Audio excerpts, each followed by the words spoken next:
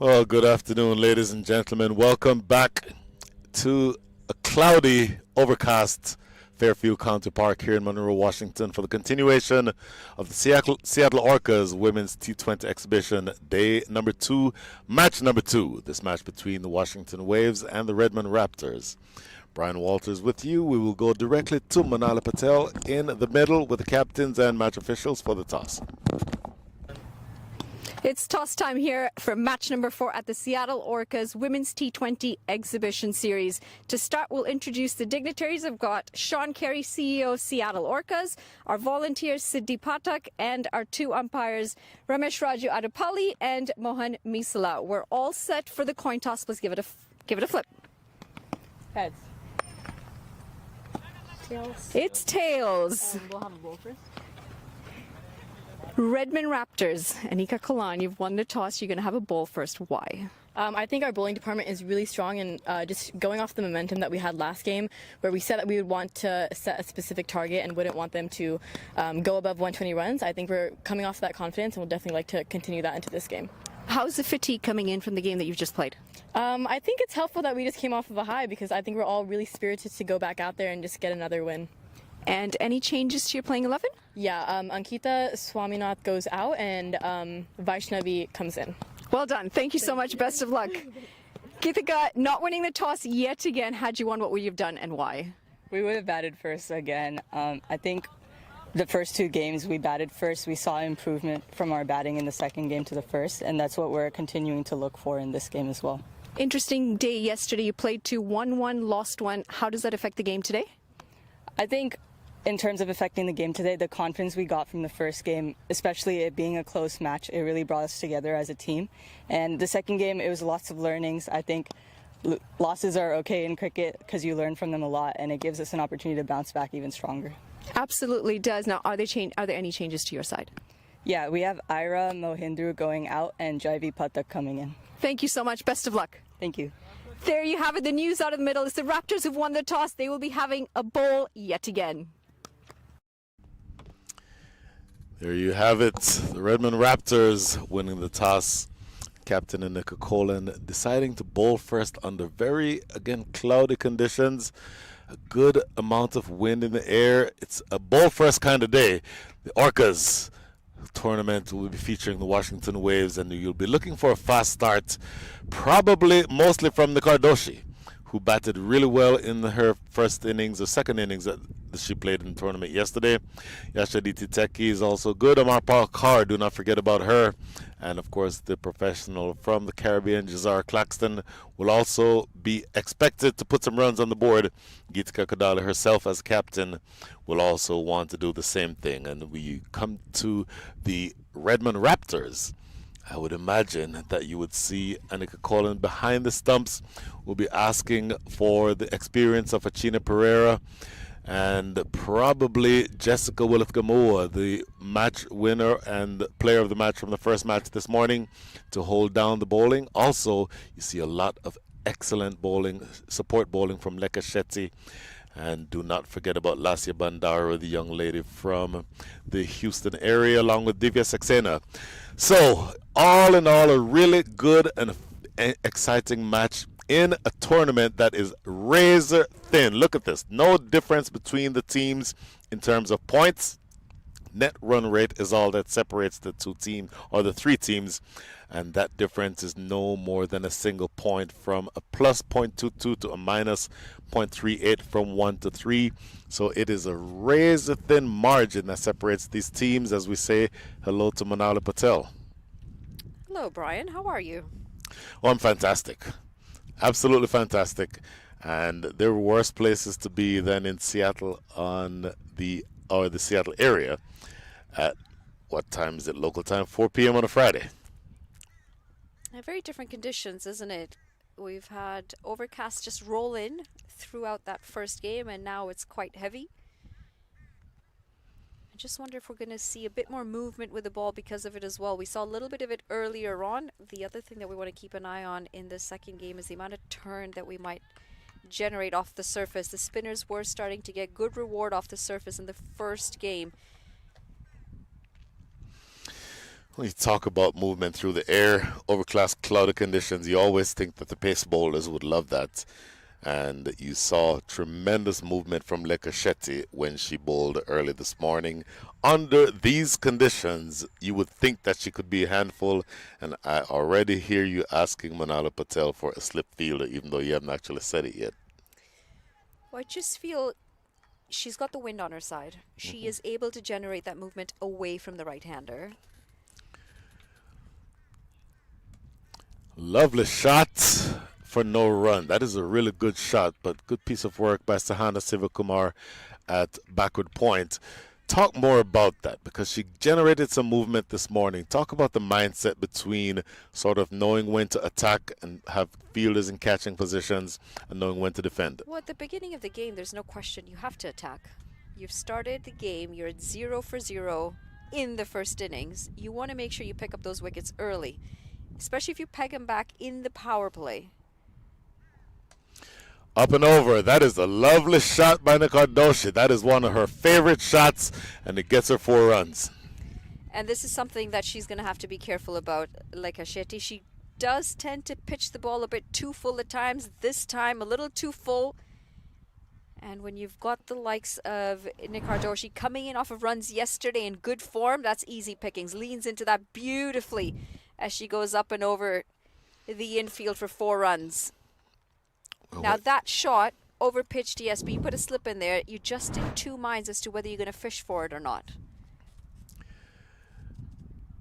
To further develop that specific thought that you just mentioned, as she switches now, bowls around the wickets, hammered away for 4 more. Oh my goodness. I like the opinion of the idea, and by the way, Jagan Nemani has made a meal of that at deep backward point, sitting in the white couch. I think we might need to take a look at that again because, very frankly, this is something that Jaganamani really should have done better on, Manali. Yeah, not so sure that's the position to get it. That's a bit of a London Bridge right there.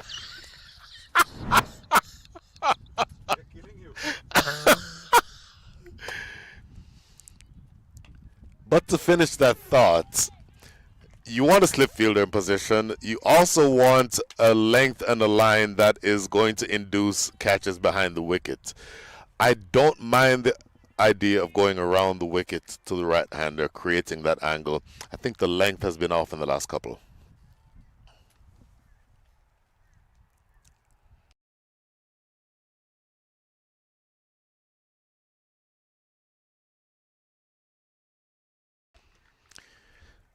So good comeback, couple of deliveries.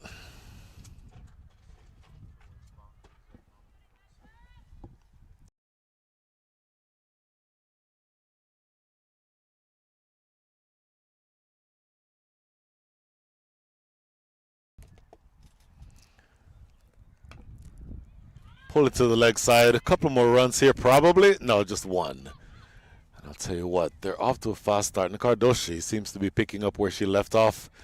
And that is the end of over number 1.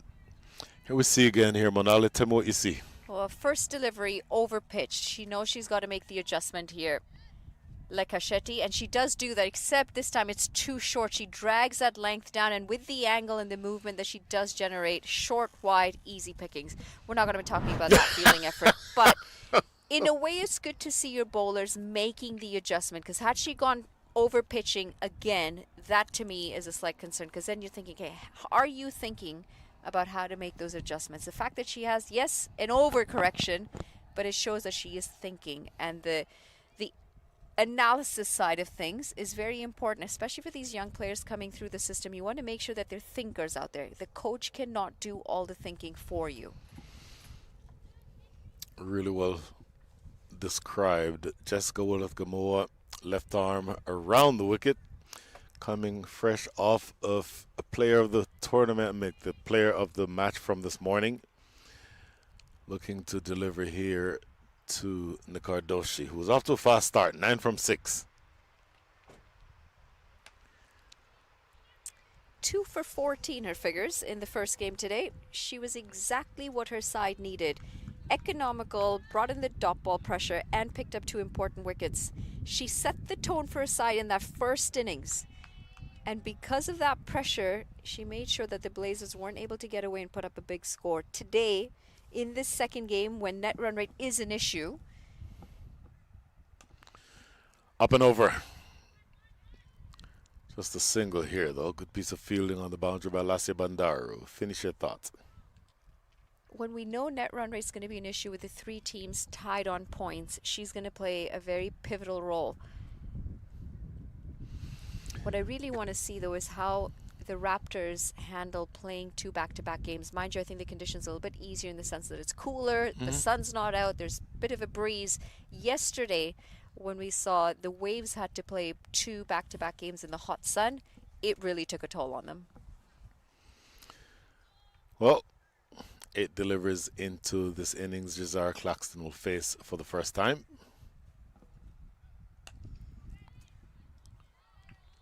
So a change in angle, of course, going over the wicket to the right hand, or make that to the left-hander. With the natural outswing for the left-handed bowler, I go back to the same question I asked earlier. Are you thinking that there should be a slip field in position now for the first ball that she faced?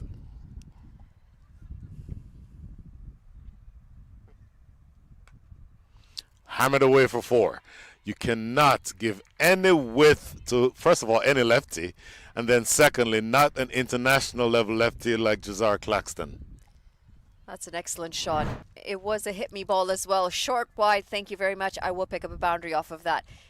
In terms of a slip, I would definitely have one for Lekashetty. Not so sure that I'd want to have one for Jessica Willis-Magua.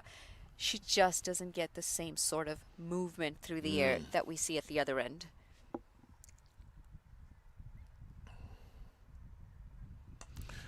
Clip just over the top of short mid wicket. Boy, it feels like Divya Saxena was in the game there for a minute, but it's consecutive 4s.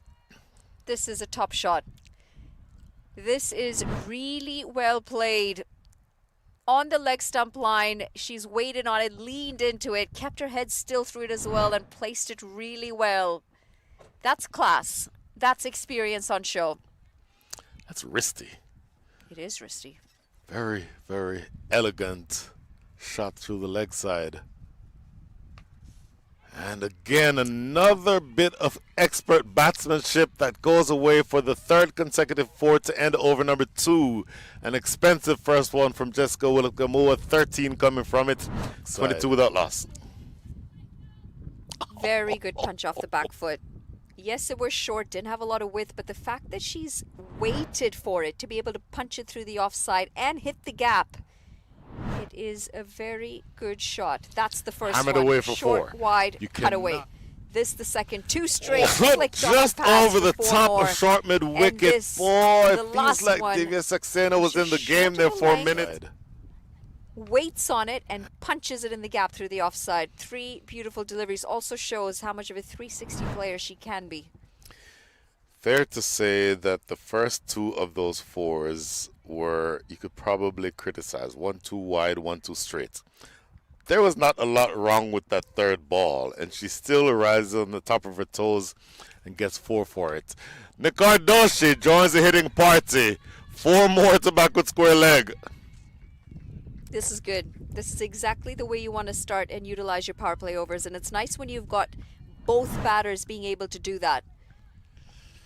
Beautifully picked up. It's not that far down leg either. It is a straightish delivery. She's picked this up between middle stump and put it away onto the leg side. I Watched will it say, if you're all the way going onto to, the bat, and the key there was to be able to play it in front of her pads.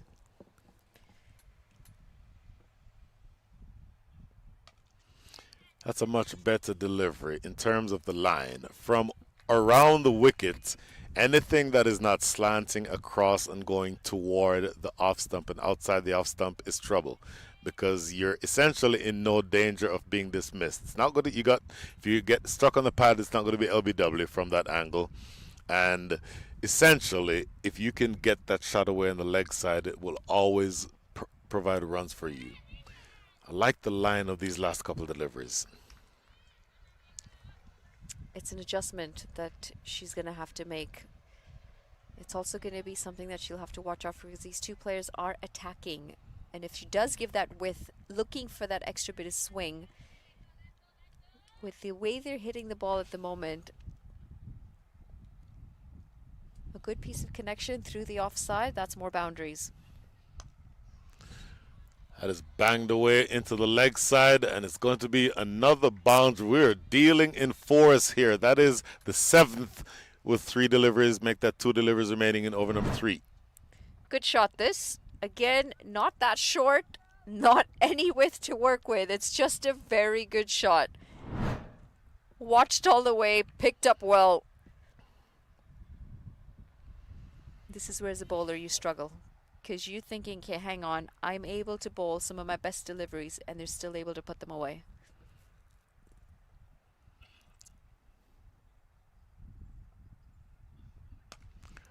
Banged into the leg side, but that's a good stop at short mid-wicket. I'll tell you what, Divya Saxeno's in the firing line there. She saved a couple of runs for sure. Oh, I think she saved 4 runs there. Fast outfield. If that gets by her, I'm thinking this is going to the boundary. Really well done by Divya Saxena.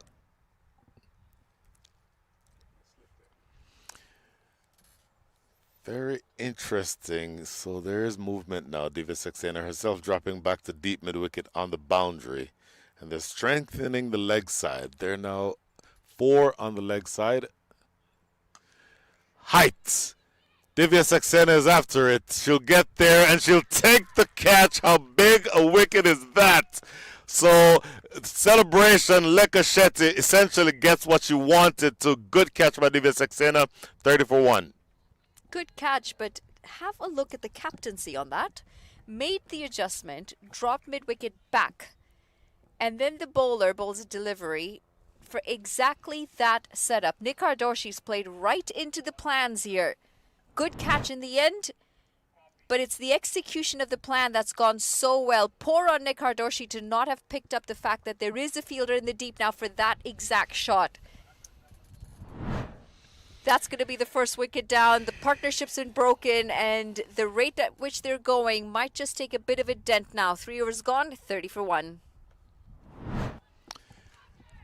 It was not a secret that there was a fielder in the deep at mid-wicket.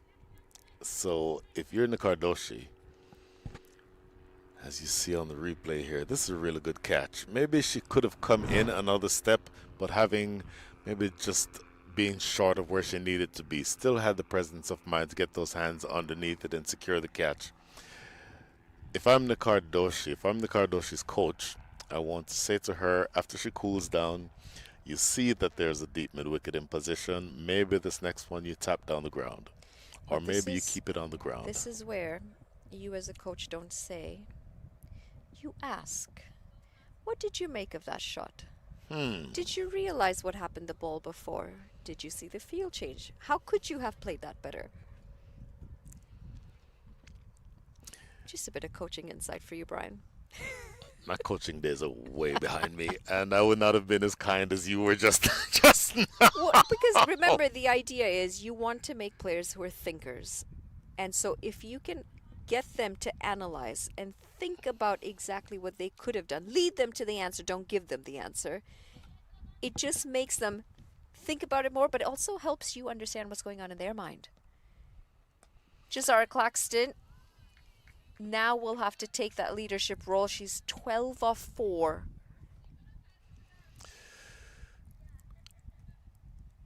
I will say that cricket is a very cranial game. And that is slammed through the offside. That will get away to the deep extra cover boundary for 4. Well done, Mr. Sean Carey. Much better fielding. Much better fielding. That is an excellent piece of work by the CEO of the Seattle Orcas. But back to the point I was making. In fact, let's see Mr. Sean Carey again. This will give us a good look here. Manali, talk me through what you see here from the guy. Well, it's redemption, first of all. Can't really say that's still the best position, but it's hands to the ball into the hands. But that's a really good shot. A little bit over pitched. Yep. Had just the right amount of width to be able to slap it away. Oh, lovely.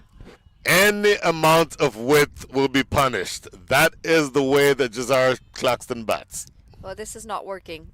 The bowling plan is not working. Overpitched, a bit of width. This is two back-to-back shots that are very similar.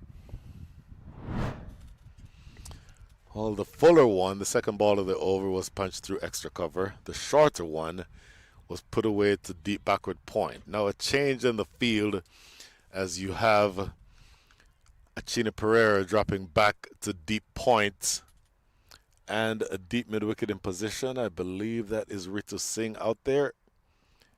Let's see how different this becomes at this point. A good finish to the over, at least a good ball on the penultimate ball of the over. But Lassia Bandaro is going to have to be very careful here because they're still lost Nick Ardoshi, but a really fast start nonetheless so far. She's gotten away with that. In fact, she got away with two deliveries. The one that was a dot the ball before and that one. Because they were in the slot to be able to drive them to the offside. 4 overs gone, 38 for 1.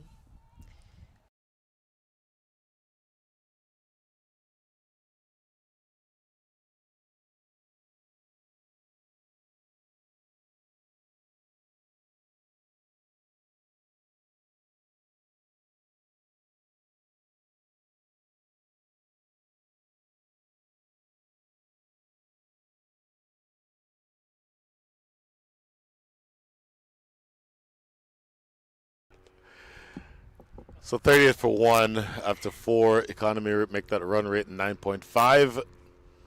This projection will not hold up, but the projection currently says 190. I was going to ask you about the win predictor. The win predictor, it's a bit early. It's a bit early. Ritu Singh has been asked to work her magic. Right arm, off spin. Ball straight to mid-wicket. That is a really sharp catch by Kami Desai. What a catch. That was not an easy one. 38 for 2. Well, it is often that you will get poor deliveries picking up wickets, and that's a pretty good example of that. Ritu Singh into the attack. It's not the delivery she'd like to bowl again. That was a short delivery that Isani Vaghela should have been able to put away. Instead, she's found the hands of Kami Desai. Short, going into the swinging arc as well. It's a good thing there's a bit of height with that girl, Kami Desai. Finishes the catch, picks up the second wicket. It's 38 for 2. That is one that will look way better in the scoring book than it did on the field. Ritu Singh, her strength is bowling full and getting that amount of turn. For the right-hander, get it to turn between bat and pad and trouble the stumps. This is one that she would not have been surprised had that been put away for 4. But fortuitous in the sense that she takes a wicket with the very first ball. Now, Amarpal Kaur, who is essentially going to be asked to partner with her fellow international player at the other end. Oh, in the air, simple as you like. Oh, Amarpal Kaur, what have you done? 38 for 3. 38 for 3 on a hat trick. This was a better delivery. This one I'll give her a lot of credit for, Ritu Singh. Golden arm at the moment for her side, the Raptors. They are a stronger bowling unit. They feel confident to win the toss every time, put themselves into bowl. Leading edge. Completely misjudged and a very well completed catch in the end. Didn't want to trust anyone else with that. She said, I can finish this job just fine on myself. I'm by myself. And that's a duck for Amarpal Kaur today. Well, we are on a hat trick. It's 38 for 3. A bowler is not going to drop her own catch. That is essentially one of the golden rules in cricket. So, Jazar Claxton, 20 from 10, strike rate of 200, is watching a whole lot of negativity at the other end. And it is now going to be up to Taranum Chopra to essentially cut off a hat trick. And it almost is like the Sharks are circling in the water. Look at all those fielders close on the offside for the hat trick ball. We haven't seen a hat trick yet in the series. I'm not sure the Waves want to be part of it. No. Well, it's well played. I don't know that it's the best hat trick ball that I've ever seen delivered, but it's still a dot, so that does count for something. 3 deliveries into her first over, Ritu Singh, and has not yet conceded a run and has taken 2 wickets.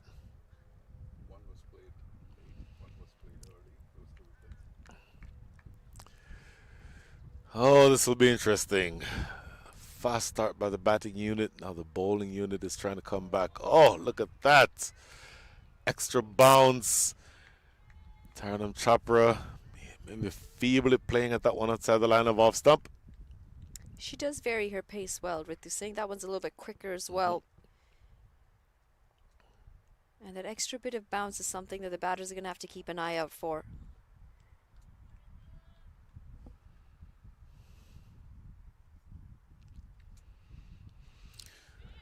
There's that bounce that we're talking about. It's played really well in the end, getting well and truly on top of it. Just opening the face for a single.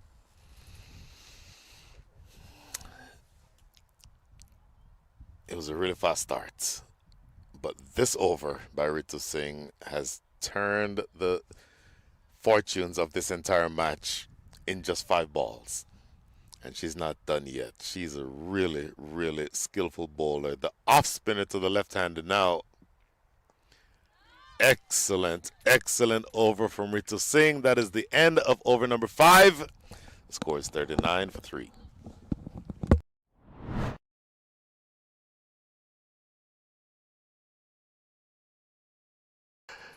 Let's take a look at these couple wickets again from this last over. Ritu Singh immediately striking. The first wicket you saw there, and then the second one. One played too late, the other played too early, both resulting in wickets, and a really, really good introduction into the bowling attack from the experienced all-rounder from St. Louis, at least from the St. Louis area.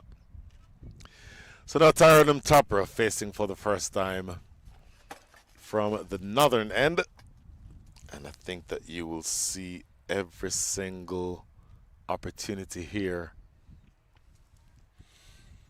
to essentially try to drive home the advantage that they've had. The Washington Waves have certainly lost momentum, and to the extent that you want to keep that momentum, how does Taranum Chopra handle things here, the last ball or the last over of the power play? As we say, good afternoon to Sheil Majumdar. Good afternoon, Brian. And just in a matter of an over, Lasya Bandaru finds herself in a completely different complexion as far as the game is concerned. She was carved out for a couple of boundaries last over, but this over, the confidence levels are in a completely different zone as far as the batting unit is concerned. Very full on that occasion. So a really good start here with the ball. Lasya Bandaru yet again. Couple of good deliveries to start. So this is the last over of the power play. Taranum Chopra can be very, very difficult to dislodge once she gets going. And she's an excellent young batter. But Lasya Bandaru is no less a competitor. So this is a good matchup for me. But here's an interesting one. The right-handed off spinner to the left-handed batter. What are you expecting from this matchup? Well, she would like to take it away because that's probably her only good chance to induce some sort of a mistake at this point. But Jazara Claxton, she's been, as you very rightly mentioned, has been a bit of a spectator for all the ordeal that's happening on the other side. It's interesting to see the way Lasya Bandaru kind of gets ready for the ball. She wants it to be fully dried up and fingers not having any sort of moisture, because she gives it a nice rip every time. Down the track and over the top of extra cover. That is a good-looking shot for 4. What in the world is going on with the Seattle Orcas brass? I would just love to see a clean piece of fielding in that position outside of the boundary from the white couches. Well, I don't know about where this tournament will eventually end. Well, that's a good sort of decisive footwork from the batter. She came to the pitch of the ball, negated the spin. Now look at this. And, well, that's the forgettable part of the entire coverage there. Seattle Orcas staff definitely needs some cricket coaching for themselves. At this point, they are full of butter jar rather than butter fingers. Really. Oh my goodness. 5 runs coming from the over and another atrocious piece of fielding by the Seattle Orcas brass. End of the power play as we see here again, Mr. Jagannamaney. I am not sure exactly what that was supposed to be, but that is not what, what the fans came to see. I'm so grateful that's not a catch. He's a juggle at the end of a catch. It takes some work to bobble that one. I will say this. In baseball, you call it $1 million stop and a 10-cent throw is what you call that. So, end of the power play, 44 for 3. Juggle Nimani. I know we kid them, but my goodness, how important is it that the Seattle Orcas, to include Jagan Nimani and of course CEO Sean Carey, have created this platform for these young ladies to showcase their talent and really put themselves in a position to be seen with the idea of it being potentially bigger things down the road. 100%. There's no doubt about it. A whole lot of appreciation to the entire franchise when the whole major league system came through. This is what was expected, that when the season of MLC is not going to be in play, how will they come to the forefront to develop cricket in all aspects? And the fact that they're taking such a major step for women's cricket and showcasing this such a large talent pool of 15-year-olds and 16-year-olds is a massive, massive step forward, really. Very much so. So you're out of the power play. You can have as many as 5 fielders outside the circle. Deep point, that's Divya Saxena. Long off and long on, and then deep mid-wicket. So you have 4 outside, 5 inside. That is slashed away. A lot of work for Divya Saxena, and she tries the football skills, doesn't quite pull it off, and that is 4 more. What was that?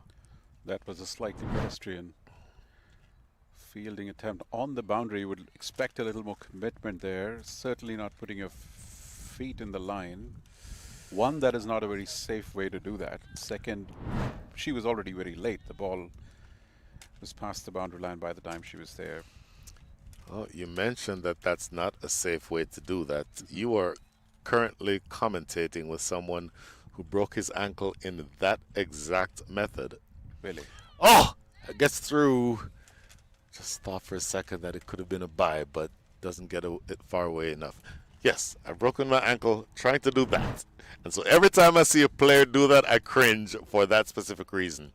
That's a great piece of bowling, by the way. How did that miss the off stump? That is indeed an exceptional ball there.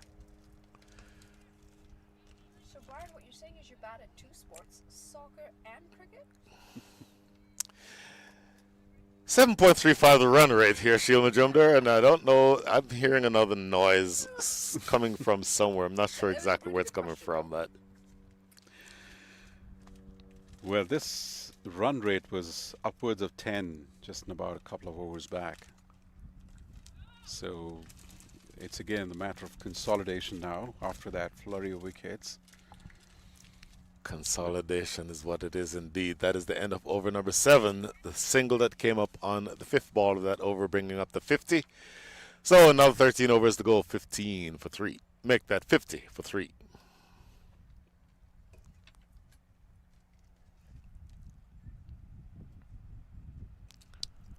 What would be the projected score for you? What would be the par that you would be hoping from here, now that we have seen about 3-4 games here? Well, the projected score, just based on the math, is 143. if you ask me what I think is going to be the score, I'll give you a very political answer. It completely depends on how long Jazar Claxton is able to bat. Because she seems to get one or two deliveries every over that she faces that she can punish. And if she's able to continue doing that, then she can be somewhere around 55, 60, and that puts her team in good stead to be able to put together a decent partnership. If you get rid of her, then it's a different game altogether. Good couple of deliveries here to start over number 8 by Lassia Bandaro. Well, we are looking two different halves of this match. There was 2 hours back, there was a different game. And now all of a sudden it's a very different game. The spinners have found confidence. But That's true. That is a really good shot, and that is what I said about every over that Jazar Claxton faces. She'll play the good ones with respect, but give her the slightest amount of width, and she does that. Now take a look at this shot. This is a beautiful exhibition of footwork from Josiah Claxton. She spotted the ball well, shifted a weight to the back foot, and then that's a square drive which sort of bisected the two fielders for an impeccable shot there. Impeccable is the right word. That's just played down the ground for a single. It takes really, really good skill to just go back, transfer your weight to the back foot, as you mentioned, and there's a fielder at backward point and a fielder at sort of squarish gully. To get it in between those two fielders, find the gap, and get 4 runs to deep backward point is really, really expertly done. Her head position is so good.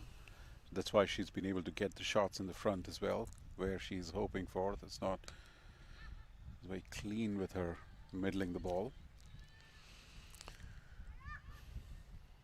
Well, you don't mind conceding a single down the ground, but my goodness, Tarnum Chopra, who is taking a bit of time to get started, Exactly. 4 from 10. Jazar Claxton now 34 from 21. That's why I said it's going to be down to Jazar Claxton. Ooh, swept away around the leg side. Let's see if there was any tickle on this. It's going to run away close to the boundary. And in fact, it just stops short. So they'll run 2. But watch the umpire here. It is wide. So that is 3 bonus runs that will not make the bowling unit feel any better about things. Certainly down the leg side. It was difficult for the keeper to be able to collect. And you have Jazar Claxton back on strike. Tries that favorite scoring area again, comes up empty this time. But another productive over, 9 runs coming from it. End of over number 8. The score is 59 for 3.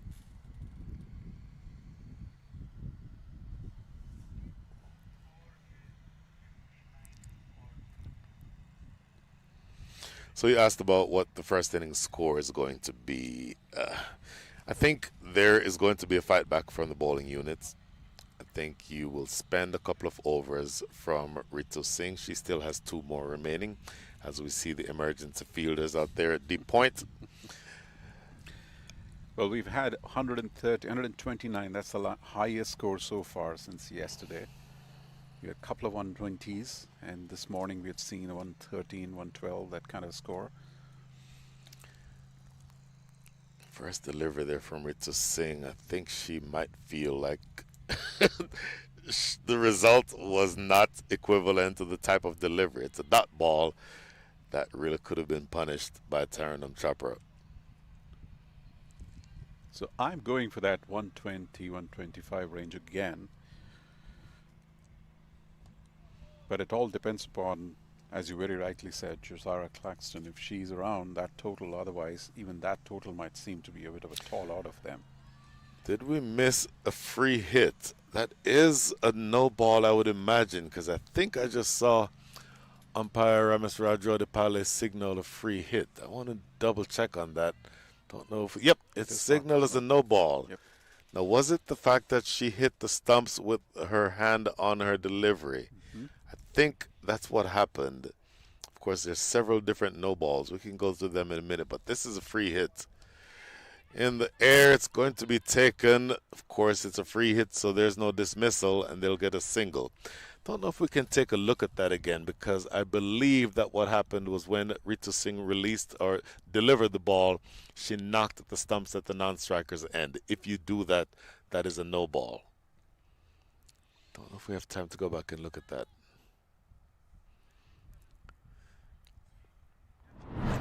There we go. Look at, oh, on her follow through with her foot. So not with her hand, but the foot kicked at the stumps. She gets very close to the stumps on her delivery, and that's what happened there. It would be interesting to know if that induced her to change the angle and come round the wicket, because she may have got a little bit of a warning from the umpire of stepping out of the danger area there while doing that. Short. Cuts away to Divya Saxena, deep point. Well, it'll be interesting to see exactly how the rest of this innings develops. Ritu Singh has 1 over left after these next couple of balls, so you have to be judicious as to where you use her. Jessica Walleth-Gamua still has 3. Lakasheti has 2. That's a really well played ball down to deep backward point, in fact deep third, and they'll get another couple. She's really bowled well, Ritu. She's come and changed the whole momentum of the game. It was in a very different zone. 3 overs of absolute defining bowling here. 2 for 10. Thinking cricketer, Ritu. She puts in a lot of thought in her cricket. It's a great delivery. Good length. Well played too by Taranam Chopra. It's going to be the captain herself, Anika Kolan, who has to flag that one down and cannot prevent a couple of runs. So 7 runs come from over number 9. It's a good one. 66 for 3 after 9.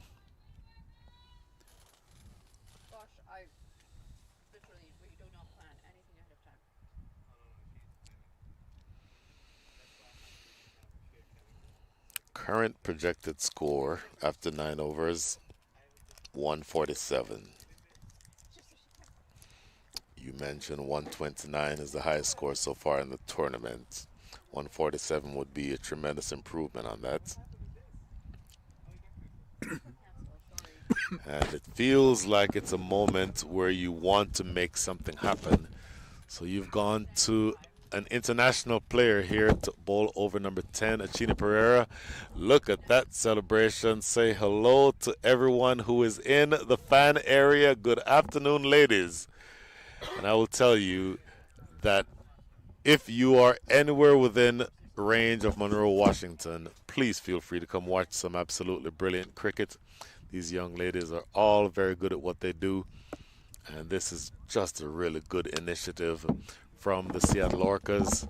Seattle Orcas meaning or wanting to make sure that everyone knows that there is a platform to be had, and these women really are able to produce in the way that you'd want for them to put that highlight on the field. Going to over number 10 here as you tap this one into the leg side.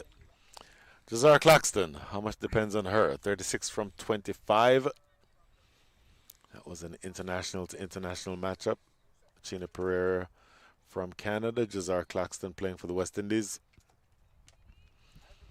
This is a good context because Achini Pereira, during the break, just before the game, spent a lot of time with her coach trying to understand the fielding angles. Full toss, and it gets hammered away. Oh, palmed over the crossbar for 6. Watch the umpire here at square leg. No ball signaled. She might consider herself lucky here, Achina Pereira, because that very easily could have been considered a full toss. She danced down the track. That's the difference.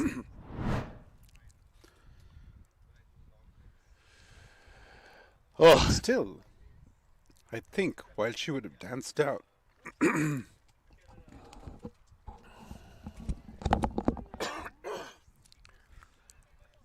Sheena Pereira just wants this ball to be on the right line and the right length.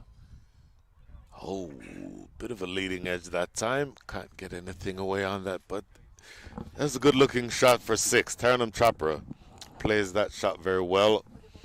And the fielder down on the boundary. You think what was in the game for a minute, but just going over her head.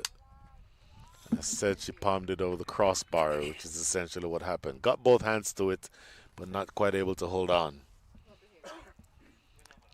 So a couple of dots after that 6, though, so she's doing a lot better here.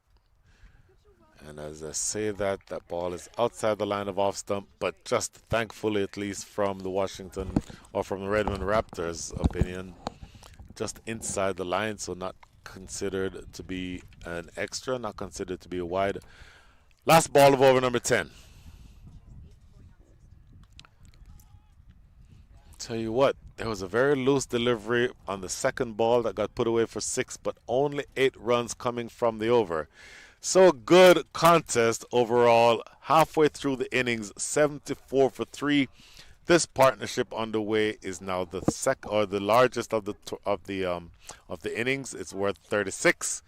The players will take a water break, as will we. 10 more overs coming up. Where will the Washington Waves end up? That question to be answered in a few minutes.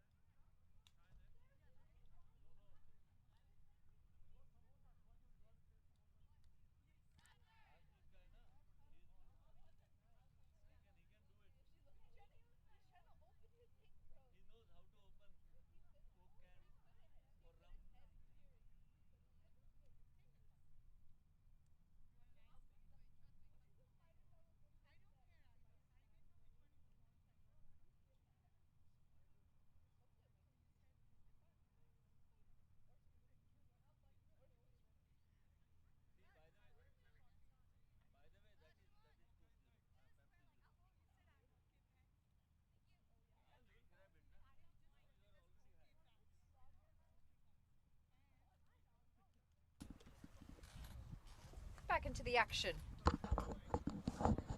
Back into the action.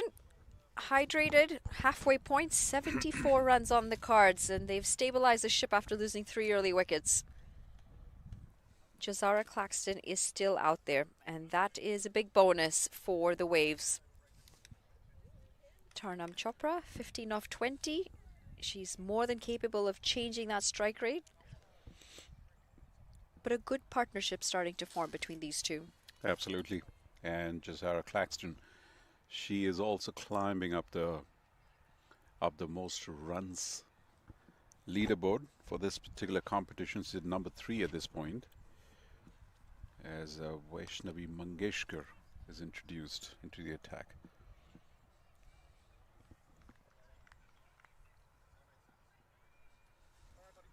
I think this might be the highest score that we've seen in the first 10 overs of all the games that we've seen so far. And you are absolutely correct. We have seen a few 70s, but this by far is the highest one. And with another 10 overs to go, if they continue, wickets in hand, they could be staring at over 140. Sloppy. Slight fumble will allow for a single.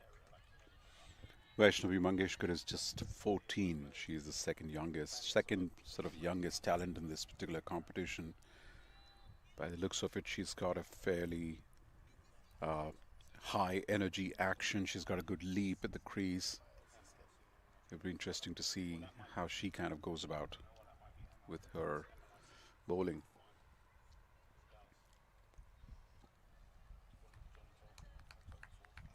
It is one of the things that amazes me about this tournament, the fact that there are so many 15-year-olds. And 15-year-olds with decent standards. Indeed.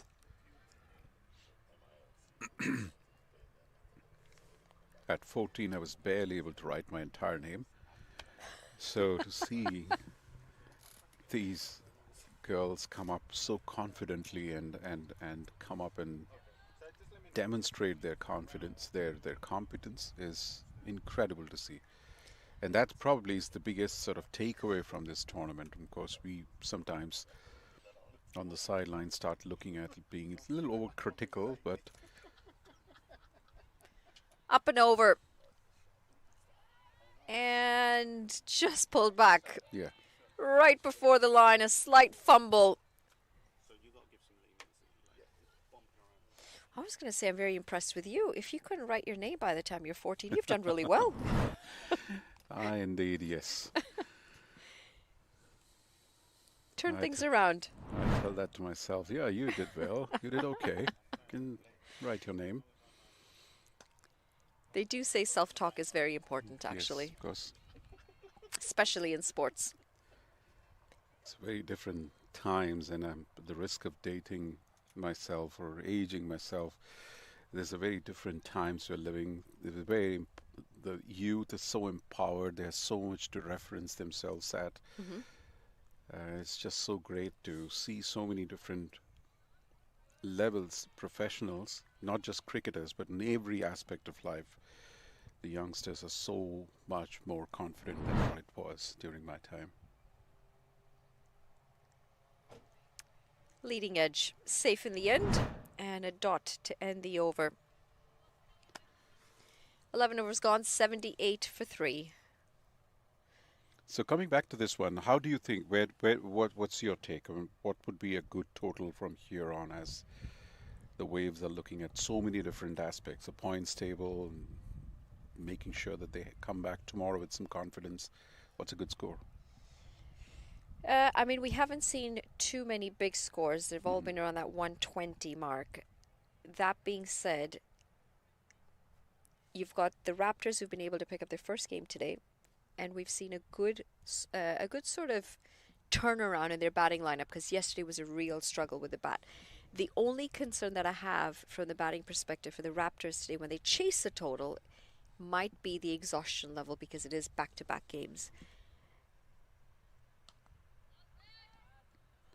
How much do you think is the absence of Kiana Joseph is going to impact them? Because she's been kind of a catalyst in the top, giving that 20, 25, 30 runs kind of a impetus in the last two games.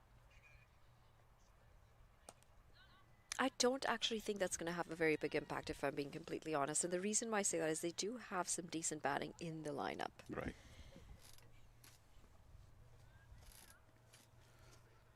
The only thing key, though, is making sure that they get their partnerships in, which is what they did very well this morning.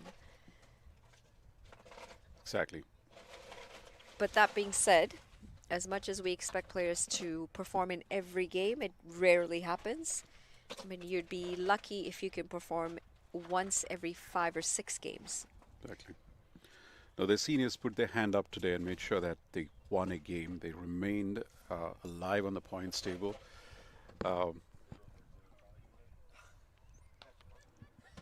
Cutaway. in the gap, and that's going to be 4. Too much width. Achini Pereira has continued to struggle with her line and length. She spent a lot of time with the coach Rishi just at the end of their warm-up session, working out the angles. Now look at that. That's flighted, absolute hit me ball. Very little spin on that one. She was trying to give it a little bit of a leg break there, but it was short of length.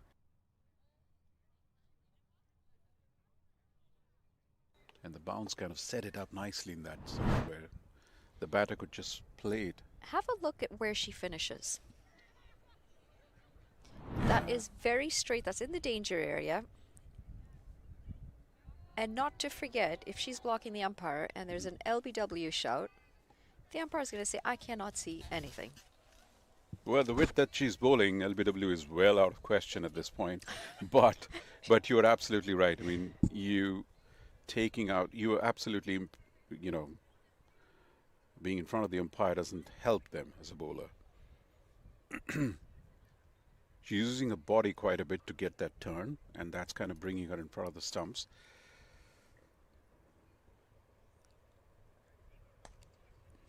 Yeah, she struggled to land the ball. She struggled to pitch the ball. She wasn't always a leg spinner, though, either. I mean, she started as a pace bowler, then went to off spin, and now she's bowling leg spin. And we know leg spin can take years to develop. It is one of the hardest, and that's what gladdens me, that so many younger players here are embracing that craft. That's a full toss. And she's missed out. 1 bounce to Cami Desai in the deep.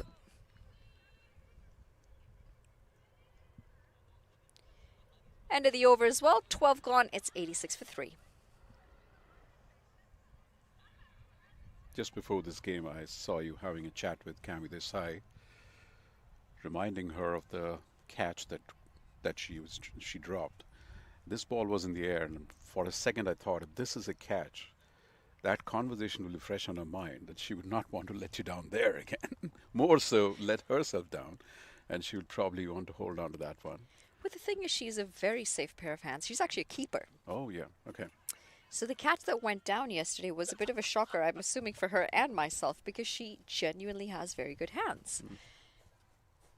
You find her behind the stumps more often than you find her in the outfield.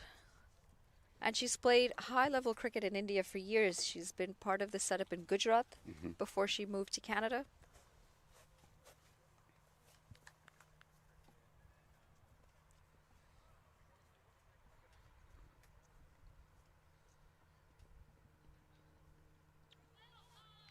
It's a really teasing pace that Vaishnavi is bowling.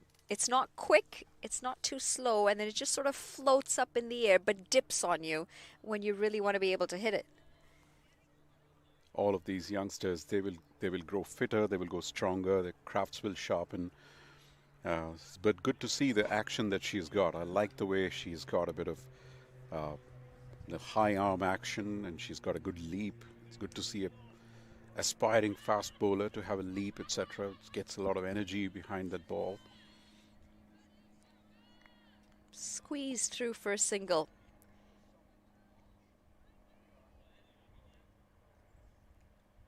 Might not seem like they're going at a decent rate, but they are 7 runs and over. Yes. They've been able to milk the singles and doubles well, put away the bad balls. 7 is a good rate, Manali. I mean, with the way the tournament has worked up so far, 7 means we're looking at 140 kind of a total. Down the track. This is really well played. Make that yet another boundary. Footwork, excellent. Very decisive. Came down to the pitch of the ball and just lobbed it intentionally in the air. And this is one of the reasons why I'm saying tedious pace and length, I suppose, but she's predictable now. Yes. They know that this is her stock delivery. This is what we can expect. Makes it a little bit easier for you to say, okay, hang on, I can use my feet down to this.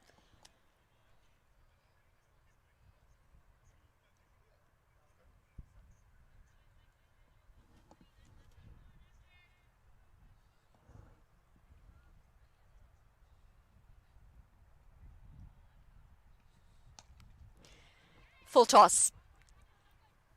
Doesn't time it as well as she should have. They will pick up 2 runs. And I just want to see if this might be... No. Yes. No, it's not going to be called a no ball. She had come down the wicket to make it a little more fuller for her. Probably if she would have stood in the wicket and the crease, it would have dipped a little more. But yes, Vaishnavi is trying to push herself a little more to get that pace.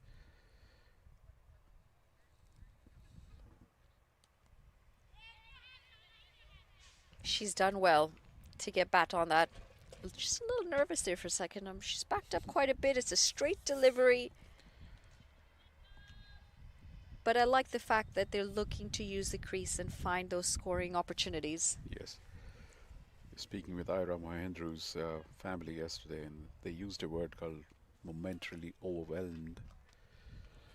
Pulled away. Lovely shot. There is absolutely no fielder there. This is picked up really well. Now we just need to get confirmation. There it is. It is going all the way for 6. Again, using the crease, getting nice and inside the line of the ball to be able to open up that leg side.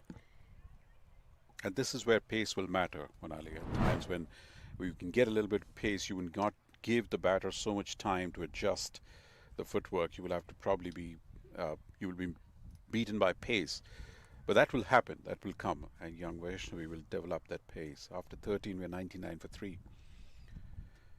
Yeah, just not quick enough yet, as you Yes. mentioned. And it will come with time. It will come with strength. But at the moment, the other side of it is if she had that extra bit of pace, it also makes it a lot easier to hit the ball. Just makes it easier to be able to get bat on ball. Just Oh, use the what pace. is happening there? Well, we'll see if we can try and get a shot of that, but Bobber has gone for a bicycle ride. It's a pleasant climate, much pleasant than yesterday. So everyone's trying to enjoy this little breeze and overcast conditions. Oh, this is poor. This is very poor. Great awareness from Tarnum Chopra. She realized that it was fumbled. Now that's how you work on, he's on the phone, I believe. He's working and getting his exercise in. That's how it's done. And enjoying the climate as well. So it's like all in one. Just having a nice evening cycling ride, getting this exercise in, making sure the work is not unintended. How can we do that? Well, actually, he and I walked quite a few laps in between the 2 games this afternoon. It was quite a nice walk. I wish we could do the commentary with the cycling or some sort of other exercise rather than sitting out here. Lasya Bandaru, it's our 4th over now, 22 without loss. Just to complete that little nugget of information, we were speaking with the family of Ira Mohendru yesterday. She's another 14-year-old, and they used the term, oh, That's gone. Looking to come down the track. It was a big slash and a good catch in the end because this flew. The partnership has been broken. It is going to be Tarnum Chopra who's got to walk back 31 of 31 deliveries for her today. a wicket coming at the right time. Flied, slashed, ball taking the outside edge, and an easy catch there in the square of the wicket in the offside. Just played down the wrong line, didn't she? She wasn't expecting as much width. It is 100 for 4. It's probably a slight turn when she came down to the pitch of the ball. That might have just taken the edge. The batter would have thought she would probably just lob it over the front, over the sort of mid-off, but took that little edge and it turned into a slash towards that fielder. But all in all, it was Lasya's wicket. She deceived the batter to get that wicket, so all credits to her there.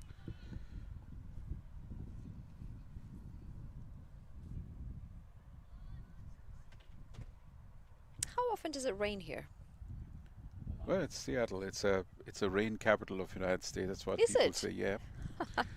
So we've lucked out the last few days. This probably is a season where the rains tend to be a little less, but come the fall season, it will start again. She's off the mark. The skipper, Gitika Kodali.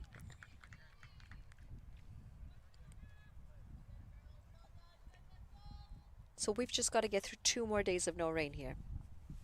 And we will. So I looked at the forecast, and it does look a little. Well, you sounded so confident for a second. I thought you said, I've had a chat with the people above. No. The forecast usually kind of holds on. Okay. And I don't see the rains coming up in the horizons the next few days at least. 14 overs gone, 102 for 4. But it is supposed to get quite nippy tomorrow. Quite nippy would be probably another 5 to 7 degrees Fahrenheit less, which is about 2 to 3 degrees centigrade maybe. Right, but with the wind. Yes. I mean, it is a bit cooler. It's supposed to be 83 today. Well, you know, this is the life. Yeah, some At people cricket, have all the life. Look at that. chilling on the phone, having a snack. How come we don't get snacks here? Yeah, because it gets taken on the way by people who are just on the screen. I see someone walking over with, what is that, nachos? Try and get this. I don't know if we can get the Comcam on, but look at this. I mean, hello. Do you want this back? I have to give it to someone. No, you don't. You've just given it to someone. Well, that's a lot of eating. That's. We can just I think switch we the can split it commentary. here. Yeah. She looks very worried. No, thank you. Perfect, perfect. Okay. Is it? Can we yell at you if we don't get any? You can guess if it's right there. Well,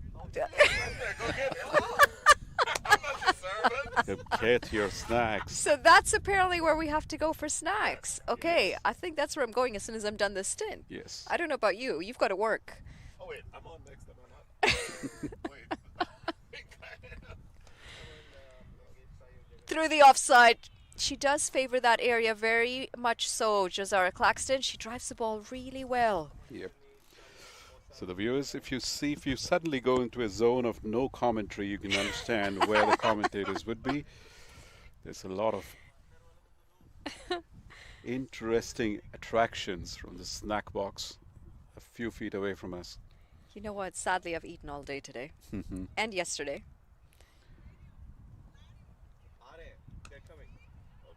Just gets it past the bowler. And I like this. Hunting in packs in the field. Geetika Kodali is in, and she has a job to do more so than anything. Stay there with Jazara Claxton. And like you mentioned yesterday, it's not about holding one end. Both the batters have to go for it, but they would have to take calculated risks and continue the momentum. They have a considerable amount of momentum at this point. 7.26 is no less. That would take them to close to 150 if they can hold on that one. Teasing. Very teasing delivery. Jazara's not going to fall for. She's on 47. You've seen a few 50s already this competition.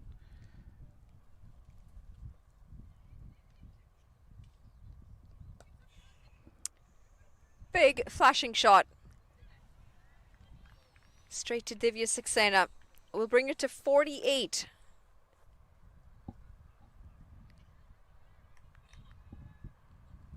Now this is where when you got partnerships going, if you have a new batter coming in, it gives them some time. Even if it's a few deliveries in between. Gitika Kodali not under so much pressure to have a go from ball one because there is time. Up and over. And that is an absolute mess on the field. It's not every day you see Ritu Singh making a mistake of that nature, but it is going to go past her to the boundary for 4. Now, the younger bowler would be disappointed, and she would expect a little more of ownership and commitment from the senior colleagues. Now, that was a bit of a bounce, maybe a bit of a variable bounce, but you would want the fielder to be in control of that. She was probably a feet in from the boundary line. Angling in. I think this would have been going down leg. Oh my gosh, we've got snacks. Samosas. I could go for a samosa. Thank you so much. The other girl yelled at us when we asked her if we can keep it. So this. It is right now. There's a loud shout. Yes or no? Or you all want to keep going? Just angling in. Gets a bit of seam movement as well off the surface. I think height might have been a concern as well. 15 overs gone. It's 109 for 4.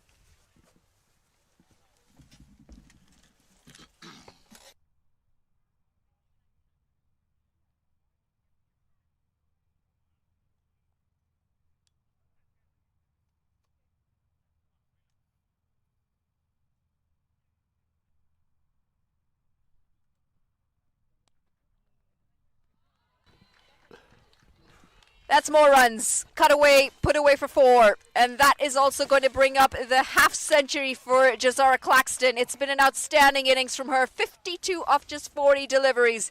Appreciated by the coach and her teammates as well, and rightly so. She's led from the top today with the bat, and she knows the job is not done yet. She's looked the part, hasn't she? 52 from 40, so a very healthy strike rate. Now batting with her captain, Geeta Kakadale, 6 from 4. The job is not done yet, but 113 puts you in a really good place to launch an attack. Quick single. Good awareness as well from Geeta Kakadale there.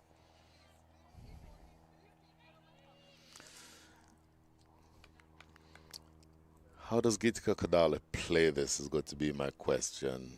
I think you've seen the fact that the international player has some runs under her belt, but Geeta Kakadale will not take a back seat to her, and she's a very good batter in her own right.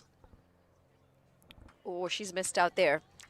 She has absolutely missed out there. It was short.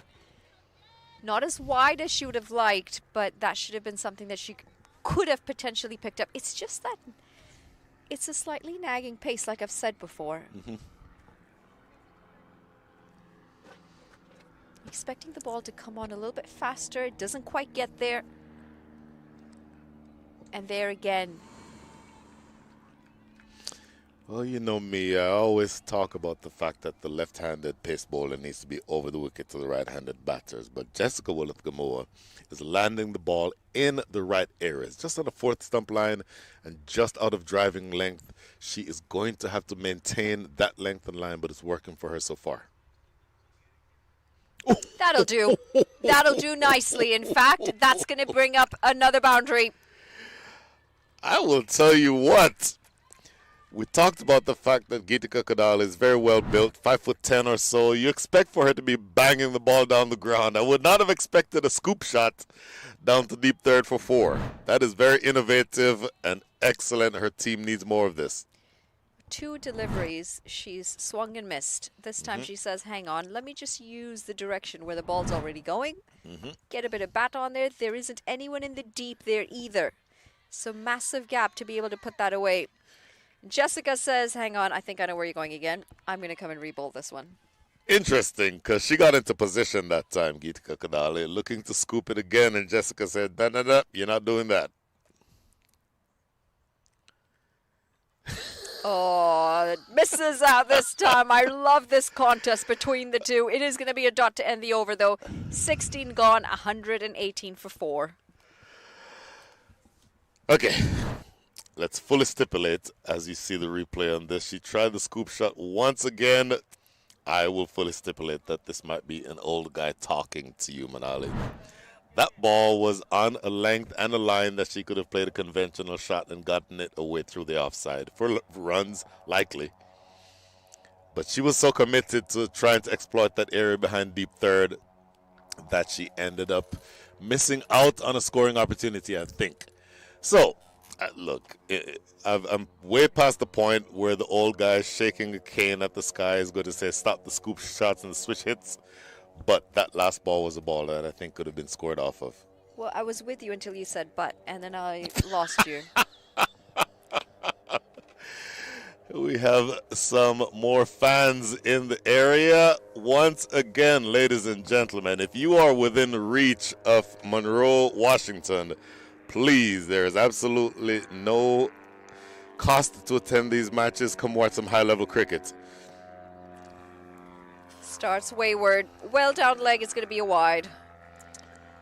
Lekachetti, 1 from 17, now 1 from 18 with that wide down the leg side.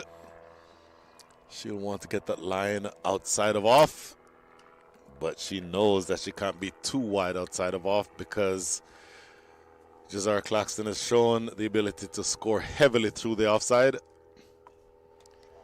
Tell you what, low full toss is what it ended up being, and that's good enough. Important overs these. Last 4 overs to go. Here's that low full toss again. A little bit of movement too through the air. That's not easy to do with an old ball. Punched through the offside.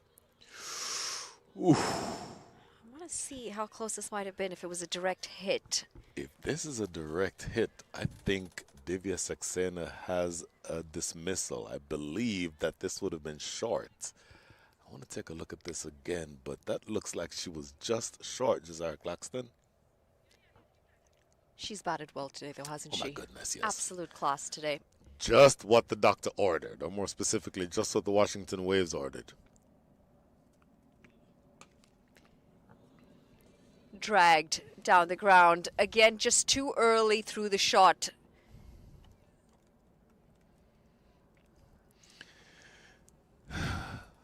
At this stage of the innings, you want to take chances. Maybe not suicidal chances, but you want to put the pressure on the side in the field. I don't know that I want to run quick singles on the infield, though, particularly with Jazara Claxton batting the way that she is. Manages to get some bat on that. Very wide and full.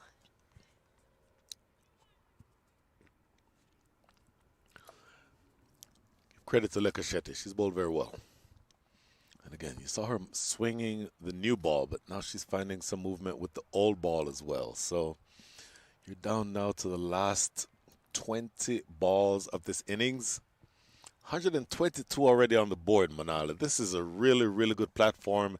It feels like the 140 that we were talking about earlier is still on the cards. And that is somewhat of a concern if you are a Raptors fan, because Correct. that batting lineup hasn't really looked solid enough. Despite the win earlier today, you just feel like there are some holes in the batting lineup. And the biggest hole in the batting lineup is at the top because Kiana Joseph is not playing in this match. Oh, Missed it her just run-up a cannot couple get her run up. times. No. She's out of rhythm at the moment. She's going to try that for a third time.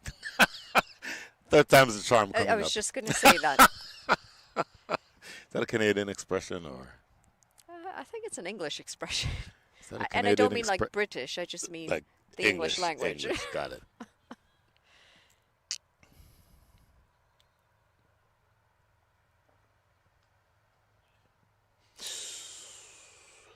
Well, if you're going Across to the bowl, right-hander. if you're going to bowl around the wicket, that's where the line that you want. Earlier we saw where that delivery from around the wicket was too straight at the pads. Those are easily put away, particularly if they're at a length that allows the batter to get underneath it. But this is where you want it, well outside the line. And then you're now moving fielder deep third. That is Sahana Shivakumar wider. I think that is a good move. And really good bowling here from Lekachetti.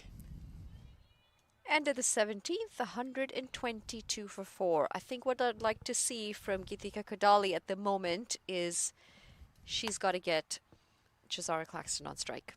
She's struggling to get the ball off the square at the moment. Just try and find a single. Get the batter on strike, the one who's set, the one who's got a half century.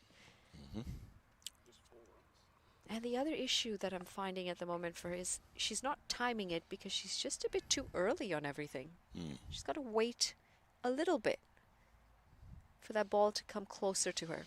Do you think the cure to that is reverse scoops and switch hits? I mean, runs are runs, and that is the T20 game.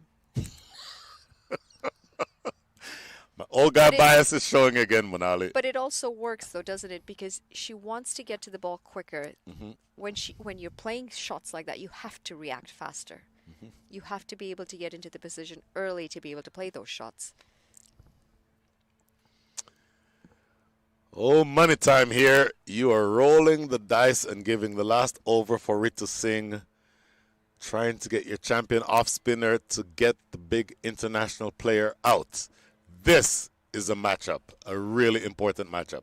I like this because she is bowling to the left-hander. The ball's going away from the left-hander.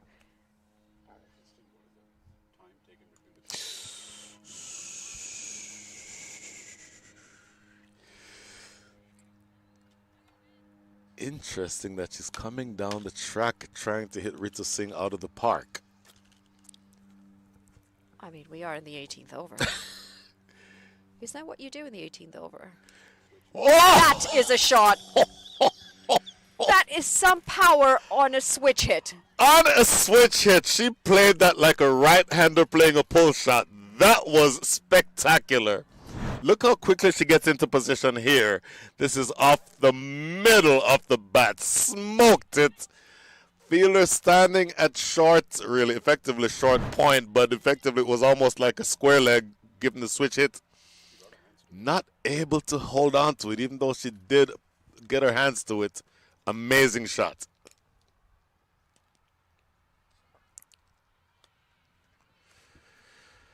Right. This is going to be an interesting delivery because, as I've said, Geethika Kodali needs to get her back on strike because she can do that. Look at that replay. Absolutely Oh my smashed. Gets a hand to it, Achini Pereira, but it was hit with such power. Didn't give her much time to react at all. What? There's another switch hit. And she gets it very straight as well. Just missing the timing of Jazara Claxton. The timing was not there. She did access the area of the field that she's looking to access. Look at this. Reverse sweep. Bounces a little bit on her, so she gets more of a top edge than the middle of the bat. But the area of the field that she's trying to access is that area behind the keeper. So it does work out for a couple more runs. Goes again. Better connection this time. Still not right out of the middle. It's 2 more runs. Potentially a third if there were batters were paying a little bit more of an attention to where the ball was going there. That would be suicidal. That would be suicidal. Look at this.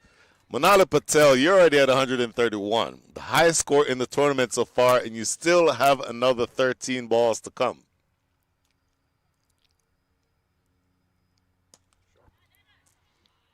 There is a fielder, and it'll be cut off for a single. And for the Raptors, they won't mind this single whatsoever because it is going to keep Geethika Kodali on strike. 18 overs gone, 132 for 4. Happy hour, these last 2 overs. Look out for big hits. Look out for switch hits. What are you bowling resources? Leka Shetty still has 1 left, and she will be the one who bowls over number 19. The question for me is who bowls 20. I would have to think that it would be Jessica Willett-Gamua. But both of these batters are going to have full license. They will be going after everything. It feels to me like 145, 150 is actually on the cards. If this pair bats through the innings, 150 is on the cards.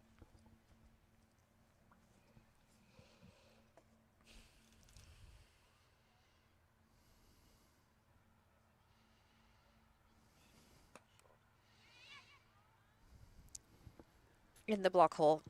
Well bowled. It's a Good great piece of delivery to bowling. start.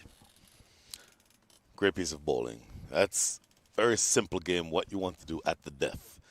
Full and straight, and do not allow the batter to get underneath the deliveries. That's exactly what you want. Now, you do have the problem with the batter who is now on strike with 60 runs against her name from 47 deliveries. And she will have violence on her mind here, you can bet. Jeez, that's a bit. Okay, that might have been strong. That was a little That was strong. a bit violent there. She will have quick scoring on her mind. Is that better? Sixes, fours, you know.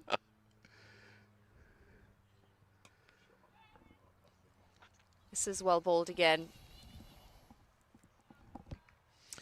Good line, good length, not much room. Margins for error is so thin. There's not much room or much difference between that delivery and the one that's about a half a stump's width wider that gets crashed through point for 4. Too much room. Gave herself way too much room this time, and she moved too early. Okay, forget what I just said about 150. Because that doesn't seem like it's about to happen. Oh, I mean, there's a lot of time for that. I think she still can get them to 150. Well, give credit to the bowlers. In this case, Lekashetti. You're bowling the last over that you're bowling and just 1 run from the first 3. Make that 2 from the first 4. Just the single. What a tidy over for the 19th. Oh my goodness, yes. This is high class. This is definitely high class from Lekashetti. Divya Saxena, who feels very well, and as I call her name, she's running back now on to the deep mid-wicket boundary.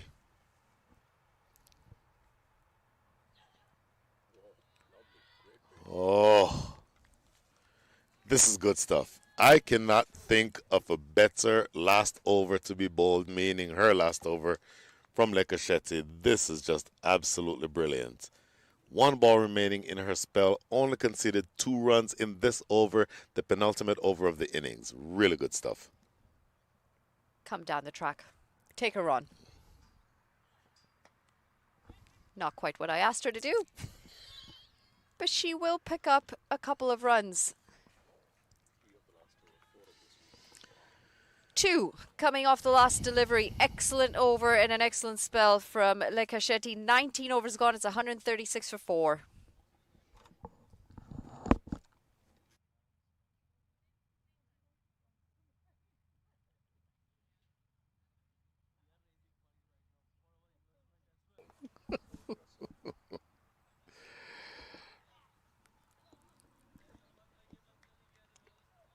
They'll be planning. He's pondering on life at the moment. He is. He's trying to figure where his next hike is going to be, Barbara. He's actually trying to change his flight because of that. So he can go hike? He absolutely wants to The go one hiking thing that here. I will never ever do is change my flight because I want to go walking somewhere.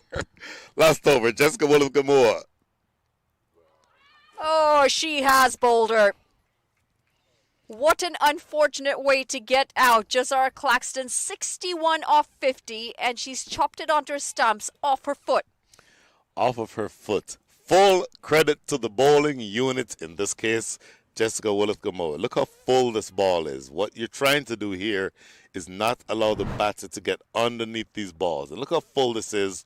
It's actually landing, missed the bat off of the foot and trickles back onto the stumps. Even if that had not gone onto the stumps, it would have been an excellent delivery.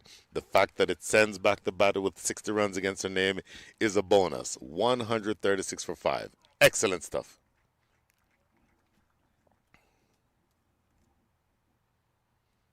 It's the sort of Yorker you want to bowl, isn't it? Following the batter. Mm-hmm.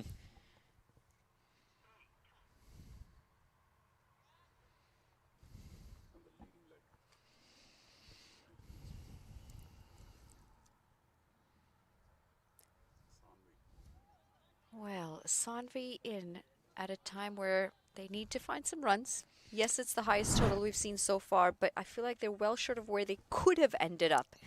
The dismissal. Looking to get that leg out of the way. Yes. She was actually trying not to play soccer. Well, She's just a little late.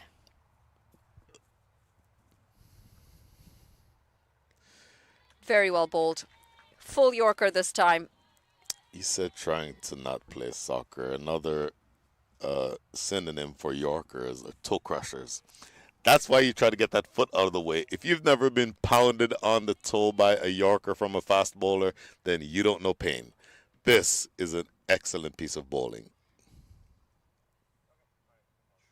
You see, some of us, Brian, Stop managed to it. use our bats. Stop it. Just stop it. I saw that one coming from all the way You did. in. Where are we? I saw it coming from all the way in downtown Seattle. No, but full disclosure, I've lost my left toenail twice because of a Yorker. Ouch. Yeah. I have never had that happen to the point where I've lost a toenail, but I've certainly heard it. Well, that's going to be yet another one. This is really well bowled, playing well and truly on top of it, and Sanvi's going to have to make the long walk back. She's gone for a duck, but what an over this is turning out to be. What a finish this is turning out to be. This is just such good bowling. It's a slightly slower delivery too. Dipping at the last minute, going over the big attempted slog by Sanvi. And I will tell you that this becomes much more difficult there. She loses her shape, loses what? I really wonder what kind of shoes she's wearing, because she slid across the turf in a way that you're not supposed to if you're wearing the proper shoes. But what a great last two overs. I cannot stop saying that. Over number 19 went for 2 runs. Over number 20 has only gone for 1 so far, and 2 wickets have fallen. This is excellent stuff. And by the way, the 1 run was a wide. Nothing off the bat so far in over number 20 with 2 balls to go. This is just absolutely brilliant from Jessica Willett-Gamoa.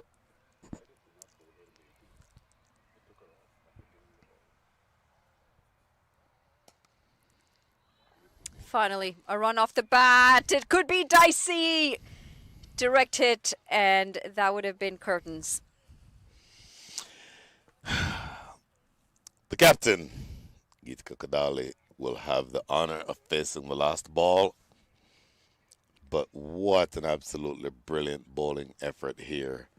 Are you looking now to just swing for the fences? I think the scoop shot is off, particularly since there's now a deep third in position. I think Geetika Kadali needs to swing for the fences here. What a finish. What a finish this is. Full credit to the Raptors. They've brought this back. They've pulled it in together, and the death overs haven't cost nearly as many as they could have. In fact, it's one of the few times that we've seen this run rate dip under 7 in this innings. 138 for 6 in their 20 overs, the Washington Waves. And if they don't come out on top of this contest, they will question the death of this innings. 4 overs, not many runs coming whatsoever. Nick Ardoshi started well, 18 off 14, but it was about Jazara Claxton today. 61 off 51 delivery. She anchored this innings almost all the way through. Tarnum Chopra, handy again, 31 off 32. And the skipper, she struggled for those 19 runs. Bat, really difficult to find the ball. 138 for 6, Brian. 138 when 150 was well and truly on the cards. The last 2 overs, Manali went for 6 combined. When have you ever seen that? Look at the bowlers. Lekka Shetty won for 25, 2 wickets each for Jessica Willett-Gamoa and Ritu Singh. But I will highlight Lekka Shetty and Jessica Willett-Gamoa. Over number 19 bowled by Lekka Shetty went for 4 runs. Over number 20, bowled by Jessica Willett-Gamoa, only went for 2 runs and 2 wickets were taken. Absolutely brilliant. 139 will be your target when you come back. Look at that. That is the summary right there. Jazara Claxton leading from the front, 61 from 58. Tarnum Chopra batted well, 31 from 32. The wickets on the right side of your screen. Jessica Willett-Gamoa, 2. Ritu Singh, 2.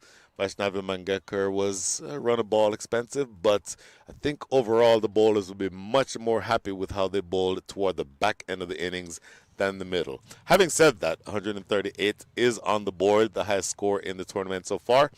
And so the Redmond Raptors will have to bat out of their skin, I would think, to get anything close to that total.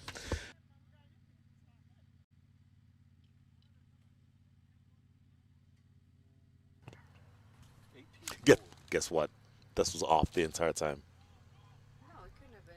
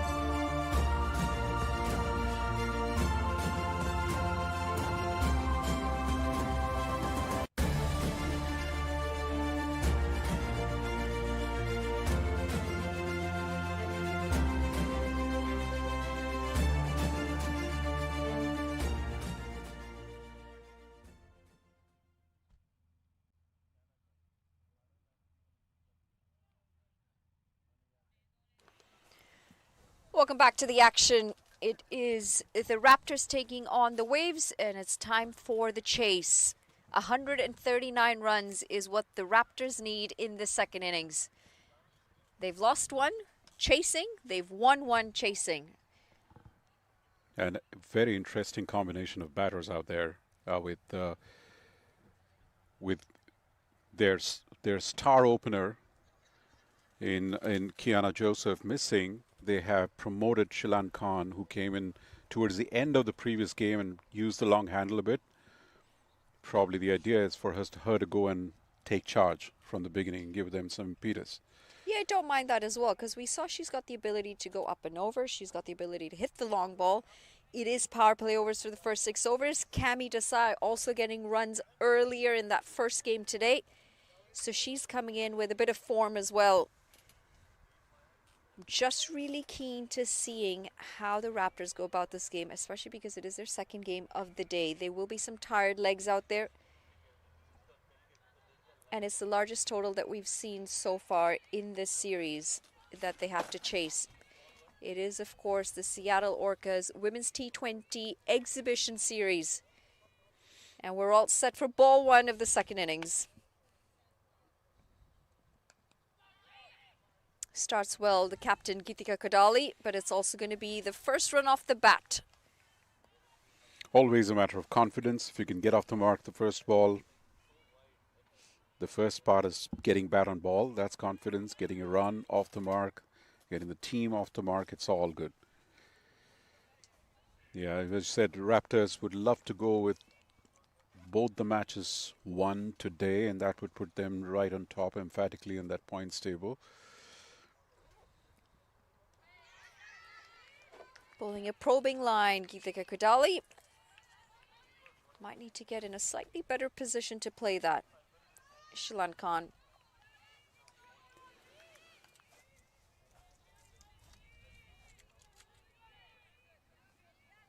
They will play the last game tomorrow, Manali, once they come back, which will decide the finalist.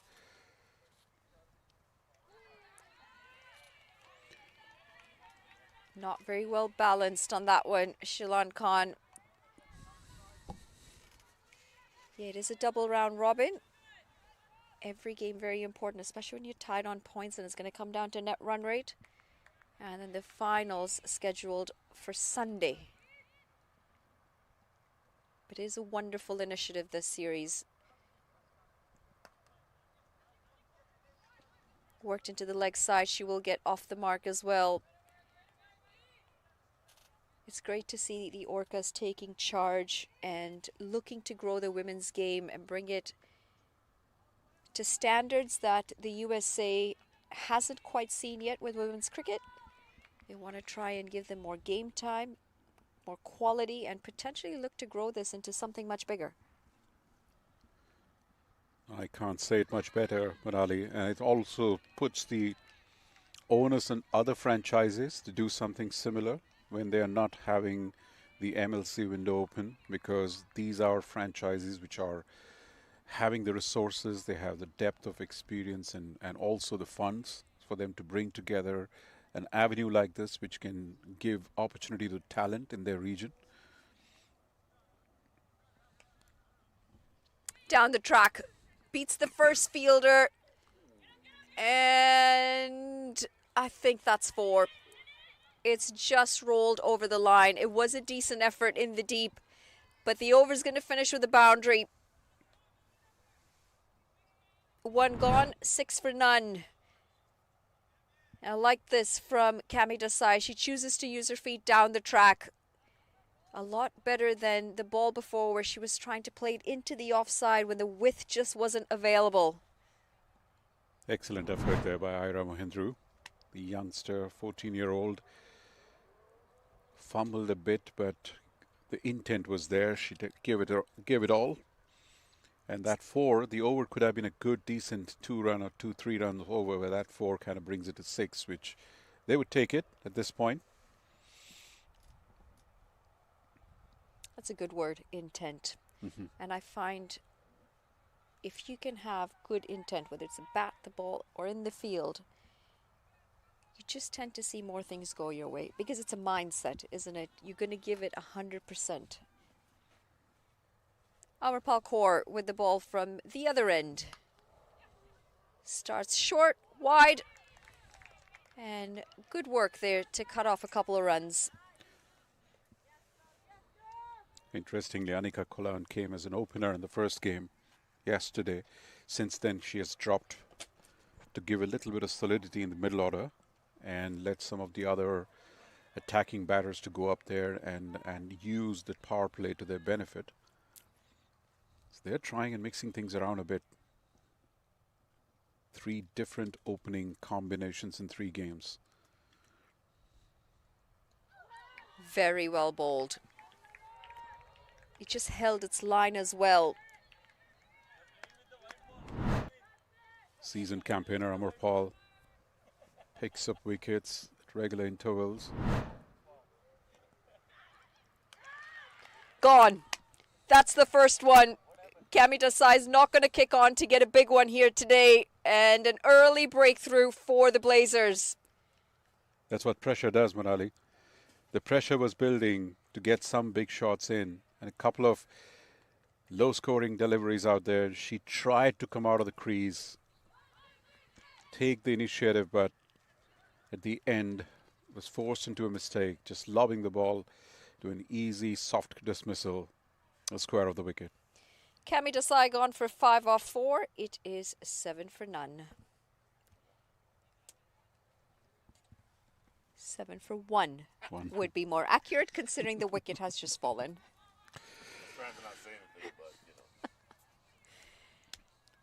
It's a double-header day, so sometimes it can be a long day. And the samosas can have a tranquilizing effect sometimes. Well, no, I think the issue is we only got 1 each. We needed 2. There we said she came down a bit down the wicket, but it was too low for her. She reached out for it, and in the process scooped it up, the fielder in the gully.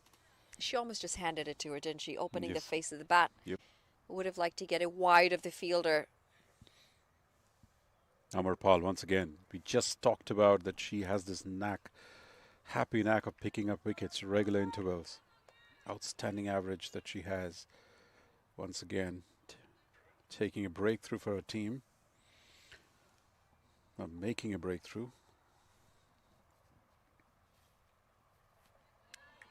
Good length. And a probing line.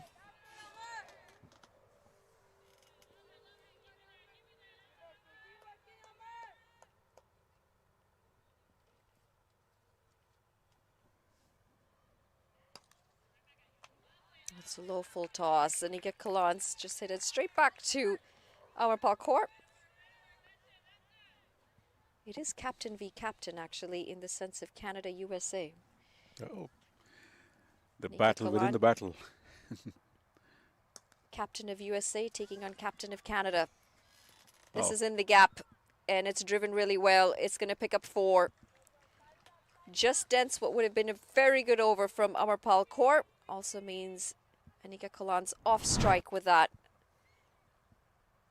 Once again, the last ball of the over. Again, the fielder had a good opportunity to cover it. It should have been fielded. And against the rain of, against all odds, they get a boundary at the end. So that keeps them in the hunt with a run rate of 5.5. What could have been just a 2-run over there. Hit straight to the fielder and it went through that fielder outside the boundary.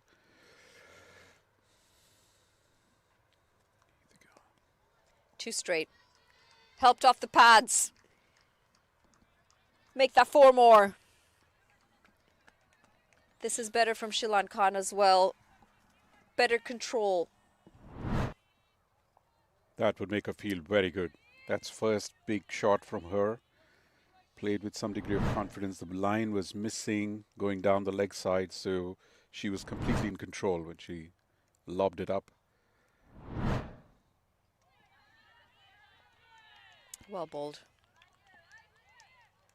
Tempting into the shot, tempting forward.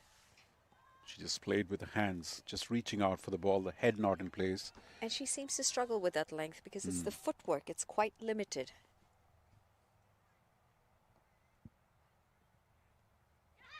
There again, a pretty good example of it. That front leg goes absolutely nowhere. Just throws her hands at it. Let's get a slip in there, shall we? That would not be a bad tactic so far, because she's sort of putting a dead bat outside to the off stump. That could be a good opportunity for an outside edge. Thick outside edge this time. Pressure mounting. 3-dot balls, something's got to give. Interestingly, when she came towards the end of the innings, she didn't have that obligation to play a very cautious game. She just threw everything, batted everything, and she was scoring much freely. Sometimes I wonder, situation brings out a different way of batting, and that probably is a conversation they're having out there. Anika just probably trying to calm her nerves.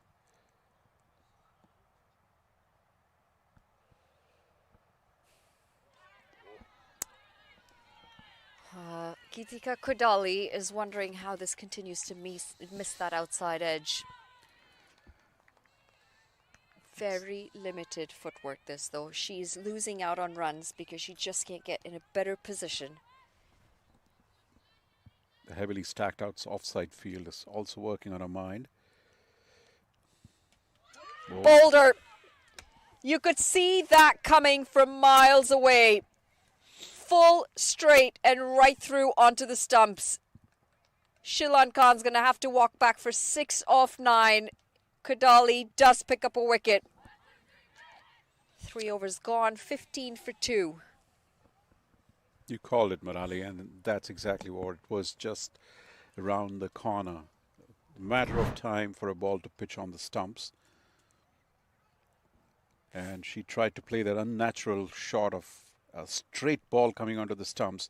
She tried to play it across, and completely missing it. Stumps rattled. No balance, feet haven't moved, the head's gone in front of her. She's lost balance. And I'm sure she and her coaches will be working on that. The other thing I would think is, I'm sure her coaches and the team seniors would sit down and they would probably reflect on this. Was she not playing her natural game? Sometimes the natural game is also something that brings the best of it, and when you go into that unnatural path, you are trying to stop yourself from going forward and committing yourself. That's exactly what. Quick single. It seemed like she was holding herself back every time. Well, it could be nerves. Mind you, I haven't seen her before today. So I'm not sure if footwork is an issue that she has normally. And if it is, then it's certainly not going to be fixed in the series. This is something that she's going to have to go back home and work on it with her coaches at home.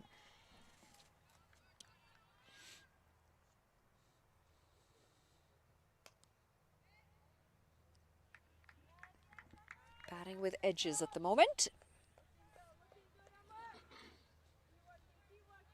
Divya Saxena batted so well in the previous game, and I wonder when would they be expecting her to come in here. Down the track, make that wicket number 3. Very little connection, not out of the middle, and it's going to be another batter dismissed on duck. Amarpal Kaur has now picked up her 2nd wicket.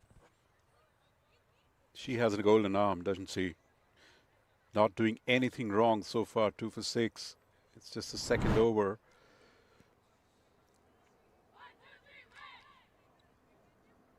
Dot balls, runs not coming, and the pressure forces you into a release shot. She gone for a duck. Yeah, all smiles there for Amarpal Kaur, as it should be. 6 for 2, her bowling figures. 3.3 overs gone at 16 for 3. I was just asking for when would Divya Saxena be induced, and I probably should have asked for a lottery ticket there, because exactly in that particular ball, whatever happened has brought her to the crease now. And they did have a good partnership in the first game, these Yep. two. It was an unfortunate run out that eventually saw Anika Kolan back in the pavilion, but had pretty good understanding, these two together. The pressure of the circumstance here is a completely different one versus when they came together in the previous game. Also, the context of where the competition is right now and quality of bowling, all that included, it's a completely different texture of pressure. But interesting, two senior players. This is not, you won't get a better situation to impress your presence. Yeah, and scoreboard pressure is a thing. There's psychological pressure there. One delivery to come.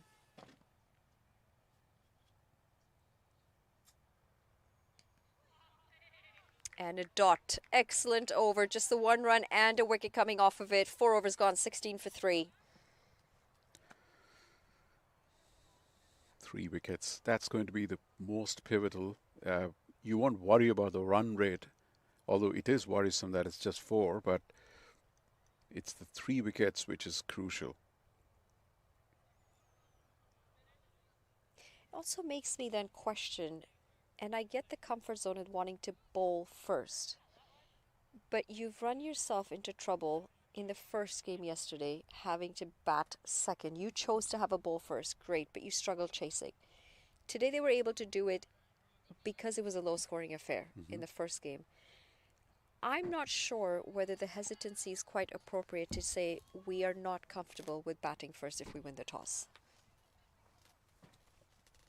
That's a very good point. In fact, are you playing with the situation or you just have a template prefixed in your mind and you're going with that? They had just finished a chase.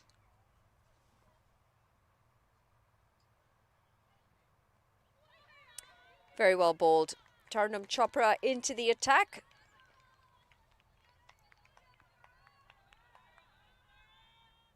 I mean, the reason I say that, the way I look at it is if your bowling unit, if you are a stronger bowling unit, see what you can put up on the scorecards and then go out and defend it. But when you know your batting is weaker and you want to chase, you've already got a weaker mindset in the sense that, yes, we know we're weaker in this area. Then you've got scoreboard pressure to deal with. This batting looks, besides these two batters, I'd be curious who would be the other people who can potentially put their hand up. I mean, And they do have the likes of Ritu Singh still, so there is power there to come. But I just find that what they continue to miss out on is building partnerships and playing it in phases when they're chasing. get it.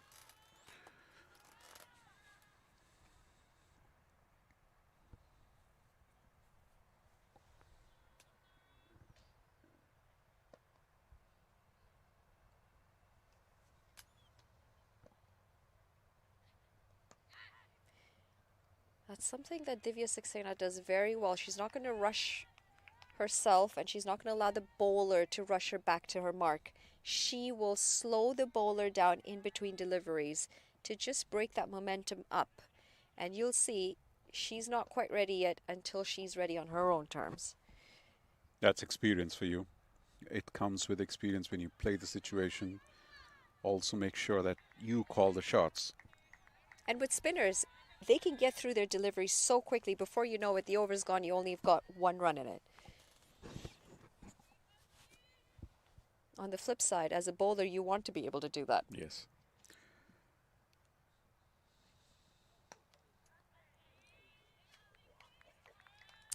Tough time out there with the bat at the moment. Just the one run coming off of it. 5 overs gone. 17 for 3.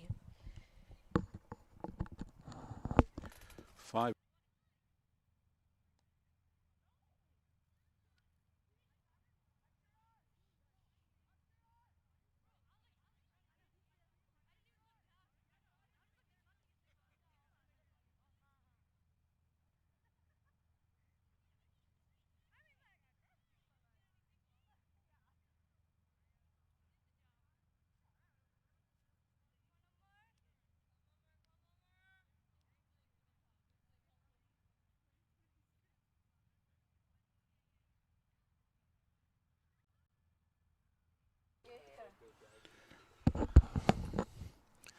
17 for 3 is not a very good score.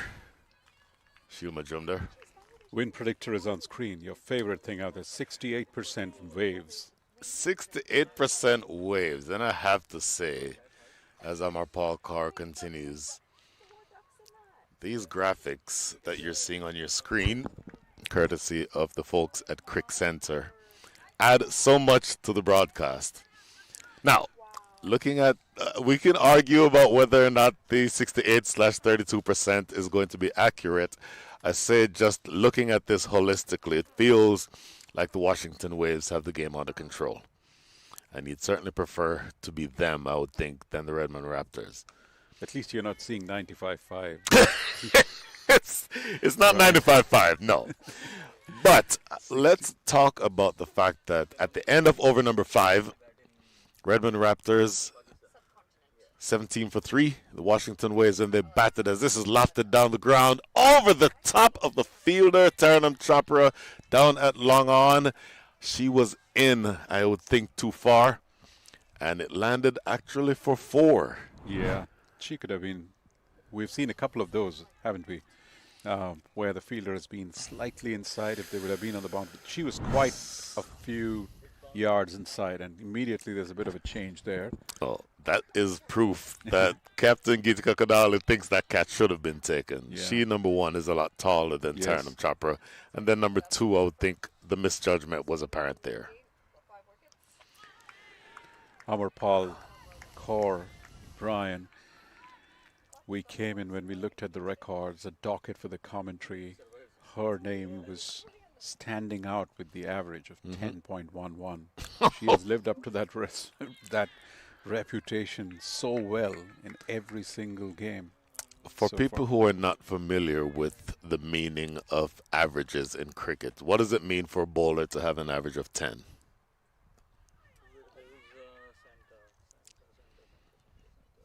This is every 10th ball she's going to pick up a wicket.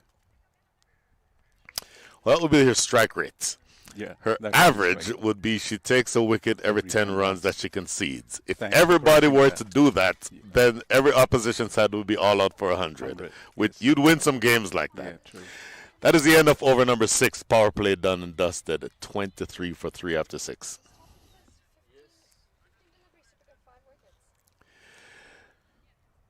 We can compare where the two teams were after the power play. When the Washington Waves batted, they'd also lost 3 wickets, but they had to make that 44 runs. So you're well ahead of the game, almost double the number of runs, same number of wickets lost. And again, Kiana Joseph is not there, so you're missing a pretty big piece of your batting attack, at least on paper. Is it too early to say that the result of this game depends on Ritu Singh, who is still to come? Is that too early? Significantly, they certainly are looking at her as one of the power hitters who can add some impetus. But that said, this is the pair who is potentially going to define how close they can get to the total. Well, this is, to me, a drag down from Taranum Chopra. She could potentially have pitched that ball a little bit more, pitched that ball up a little bit more. That length is not going to trouble many batters. Especially when it's pitching and spinning a little more outside the leg stump. That is, they've got enough time to give enough visibility to the batter to adjust and place it to the vacant areas. Good work by Sanvi Sood, but not able to get anything on it. Oh, just not quite able to get to it at long on. And consecutive 4s here to open over number 7. Look at Adam Hall sprinting across the outfield like a gazelle to retrieve that one. Look at this ball again. Just what the doctor ordered. 2 boundaries on the trot. That is exactly what the Raptors need to do. They need some big shots. They need to get their required run rate a bit more manageable. Current run rate a little more higher. After this, we'll go through the run rates. Still very short. I think Taranum Chopra bowls better. Yeah, she's dragging the ball a little too short at this point. Those things are not going to bother Divya Saxena. She's way too good a batter and will capitalize on each one of them. Well, let's take a look at after this, we'll go through the current run rate and what the target is and how they need to change their game. But I think things are developing in a way that would be very troublesome for the Redmond Raptors. That's to me a better length, much better length. Punch down the ground to mid wicket for a single. So, with that single, the current run rate 4.95. Required rate is 7.95. So essentially, you need to score 3 more runs per over than you're scoring right now. It is not easy to accelerate in that way, especially after you've lost a few wickets. Anika Cole and the captain, Divya Saxena, the senior pro, will be tasked with at least keeping the run rate around a run a ball at this stage and then setting the platform for the Ritu Singhs and so on to come and hit big later on. I would think that's the script I would want to go with. Couple of boundaries in the first 2 balls, 2 singles. Well, that's easy if you can do that every over. Sure. So that she closes better than she starts. Taranam Chopra over number 7 was a little bit expensive, but all in all, your team is still on top. The Washington Waves, Redmond Raptors, after 7 are 33 for 3.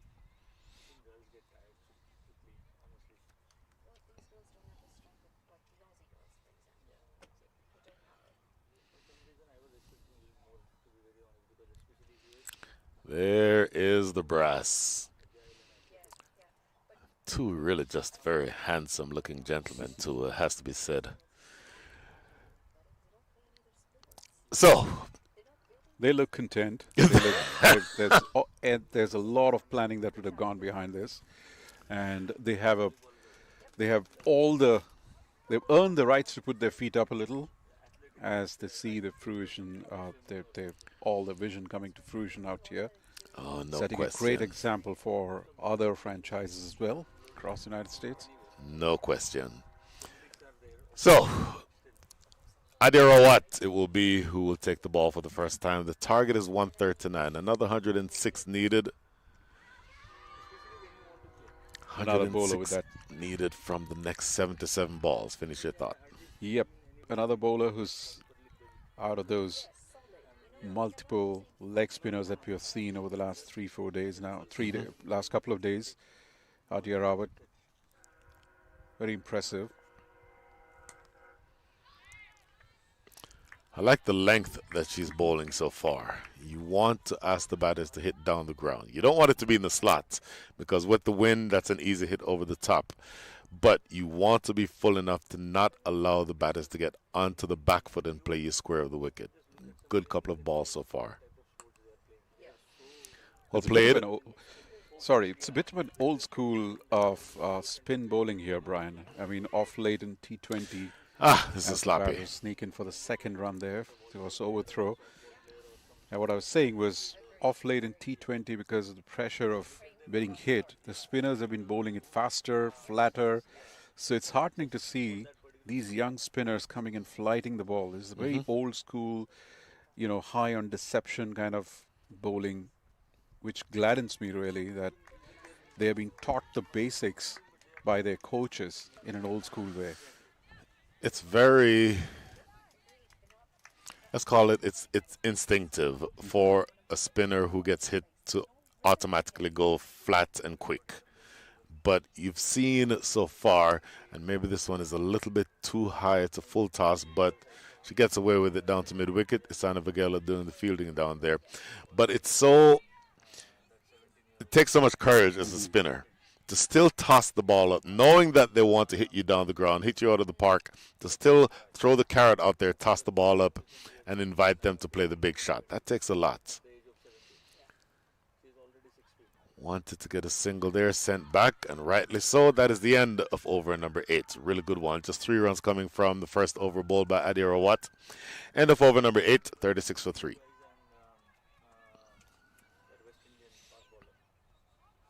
The required run rate now creeping one more run. It's 8.58.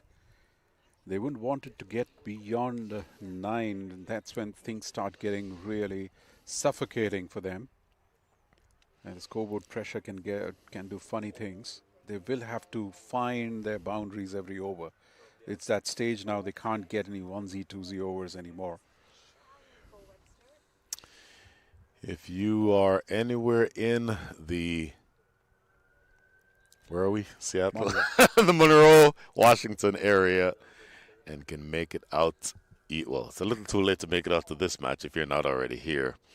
But 2 matches tomorrow, 11 a.m. and 4 p.m., and then the big final on Sunday. Absolutely. A cracking weekend coming up for this first edition. Be here if you can to participate and promote this cause as you see some of the best sort of women's cricket talent on display here. They're battling it out for the excellence as part of the Seattle Orcas Women's T20 Exhibition Series. It's a great occasion to be here, spending a weekend. We will have 2 games tomorrow, leading up to the grand finale on Sunday. Really great initiative, and I'm going to specifically call out a person who I've never met in person, but I have become acquainted with through the power of social media. She lives not too far from here, Candice Margison. Candice will not be able to make it here. She just texted me to say on Sunday, but she will be watching. Candice, we miss seeing you here. Hopefully, there'll be many more of these that take place. You'll be able to come out and watch yourself. And yes, when you do come, I will make sure, assuming that I'm still here, as they say, if the Lord says the same, that I will put a ball and a bat in your hands and encourage you to hit the long ball. So much said. And again, by the way, after this ball, we'll talk about this. There is a longest hitting 6 tournament. That may not be exactly what it's called, but it's a tournament that is open to any fans who want to take part. On Saturday afternoon, there's sort of the, let's call it the round robin stages, and then the finals, playoffs and final, if you will, on Sunday. So there's a lot to do. If you're going to be in the area, please feel free to come on out and try your hand at this wonderful game. Back to this specific match, though, you're falling deeper and deeper into trouble here. Even with that wide, Yashadi Titeki is still bowling a really good over here. Her first conceding 2 runs to include that wide.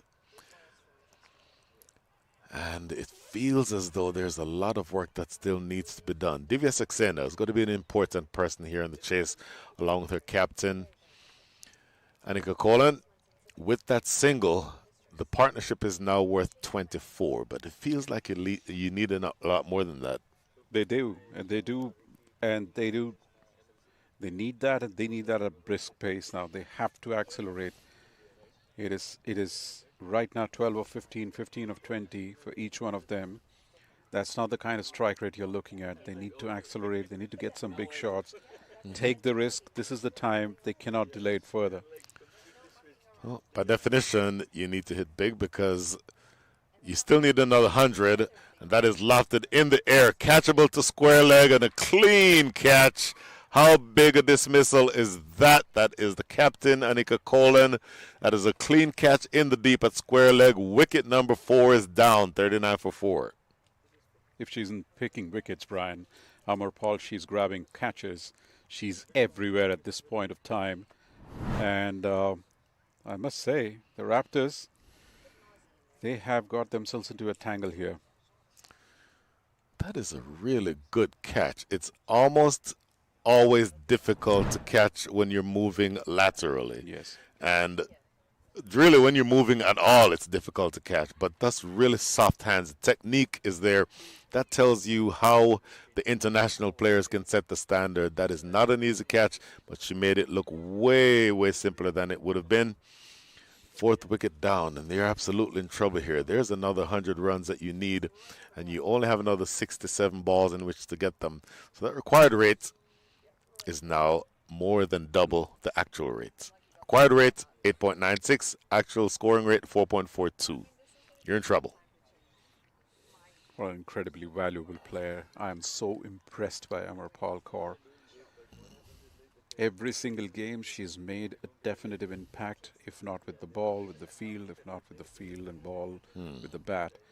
She's someone who can't take her out of action. She's always involved in something or the other. Even in that huddle, she had a lot to say for the team, egging them.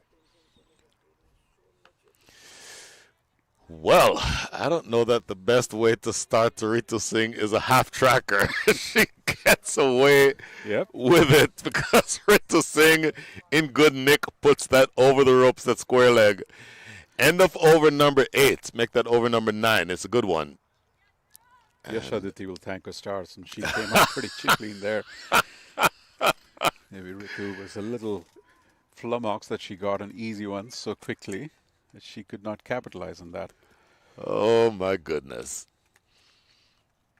Well, a whole lot of trouble here. Another 11 overs to go. But going into over number 10, I think that you've seen evidence that you're falling further and further behind here in the game. The Redmond Raptors going back to Adirawat. Last over before the water break. At least what we assume will be that last over before the water break. In the first game yesterday, the same oppositions, Mhm. the same format. Raptors batted first, 123, and the Waves came out and defended the total with such aplomb. Their players were all over the place. They didn't give boundaries for a long period of time. And the field rose so well. They're following that same template. It's that this is their first game today. So they're looking fresh. The weather is cool, and they're so chirpy at this point. They see themselves winning this game. Ritu Singh down the ground, but it's going to land short. Tell you what, I don't know that if I'd want to keep hitting the ball in the direction of Amarpal Kaur. She's done everything today. Yep. Ritu Singh might just consider herself lucky that one didn't hit, or wasn't hit as cleanly as she typically hits them. That was not too far away from Amarpal. I guess a little bit of more carry. She was gobbling it up as well.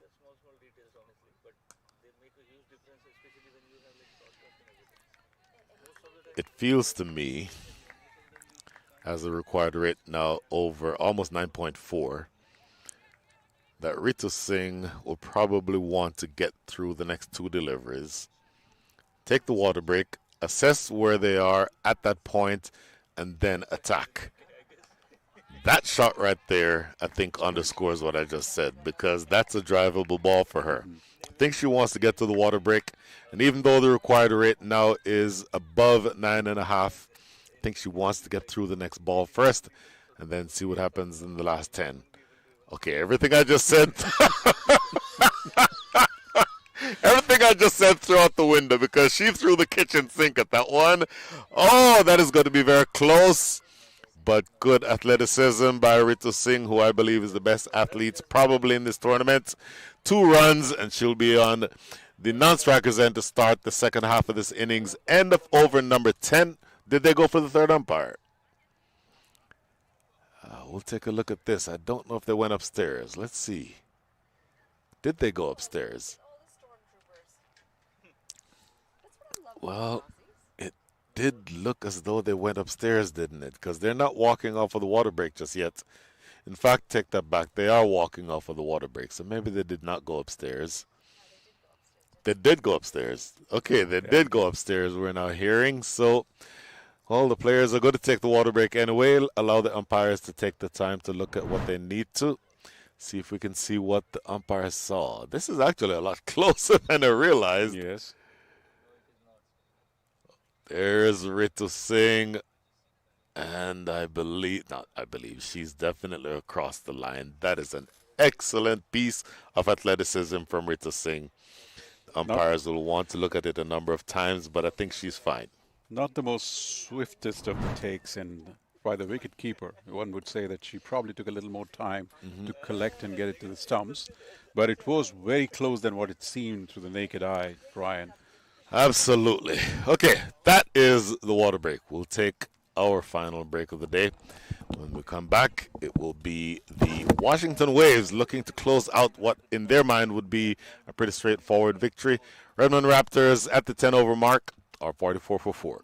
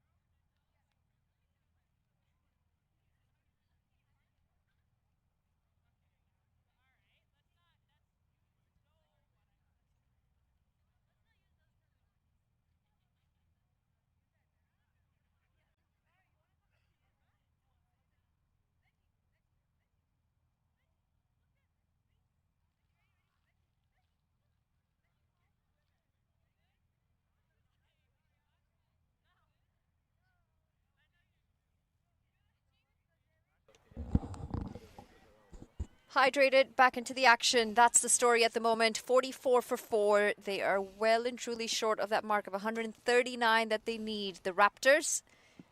And it's been a slight struggle with the bat, having lost wickets early today.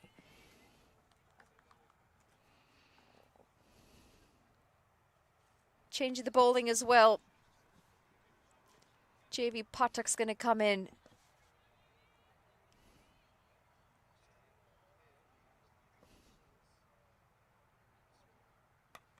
That's a full toss. It might even be a no ball.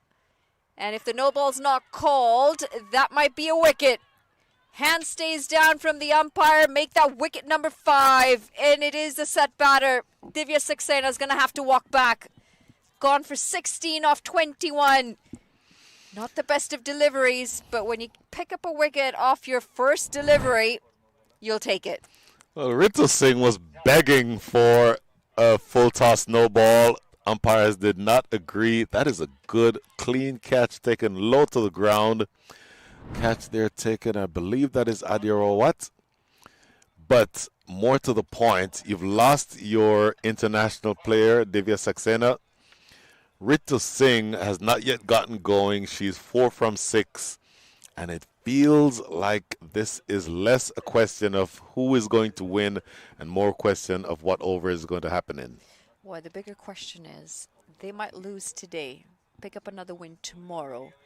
If it comes down to tied points again, the net run rate's going to take a hit because they are really falling behind here.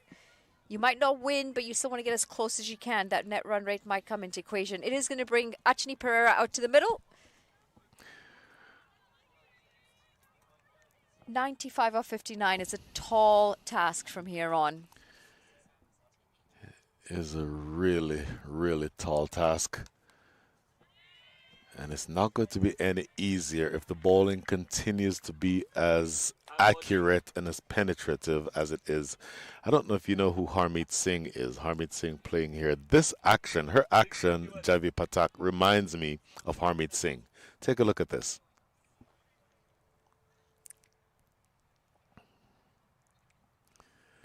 That is, to me, Harmeet Singh.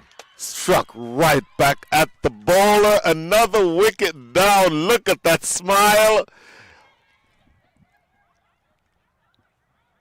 Caught bowled.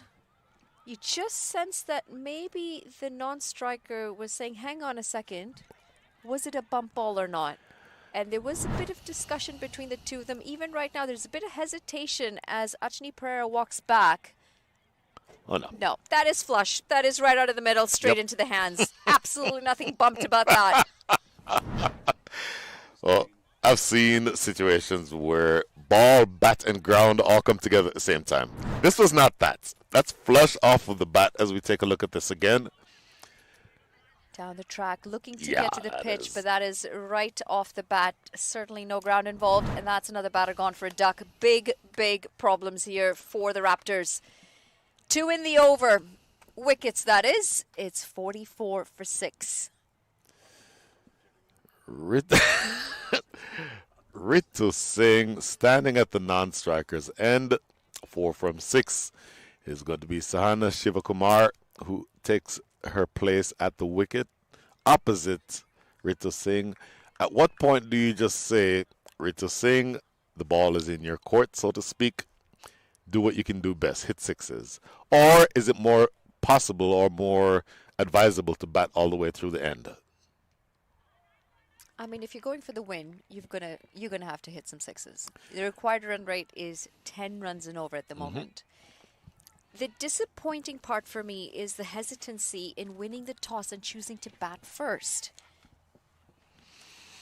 So that disappointment would have taken place an hour and a half, 2 hours ago. As of right now, it feels like the objective is less about looking to win. That's going to be wicket number 7. It's through the gate, and the bails have been dislodged. What an over this is. JV Patak, 3 wickets. She is just 15 years of age, and she's coming and she's spinning a web out there. That's another batter, gone for a duck. It's 44 for 7. The wheels have come off for the Raptors. Look at this again. Tossed up beautifully.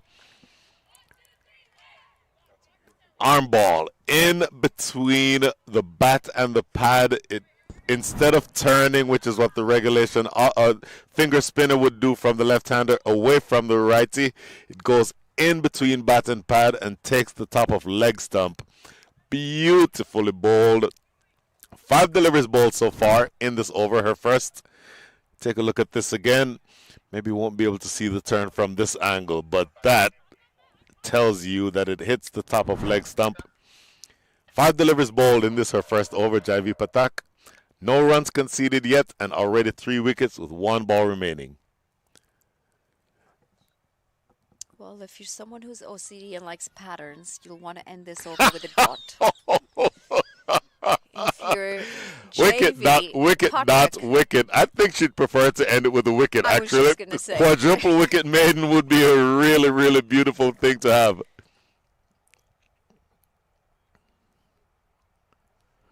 tossed up. Oh, wide. So that spoils the maiden. It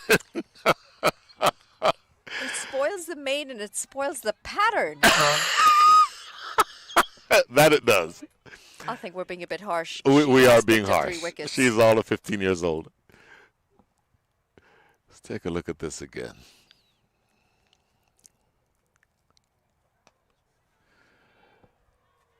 A dot, and that will end the over. 3 wickets and a run coming off of it. 11 overs gone. It's 45 for 7.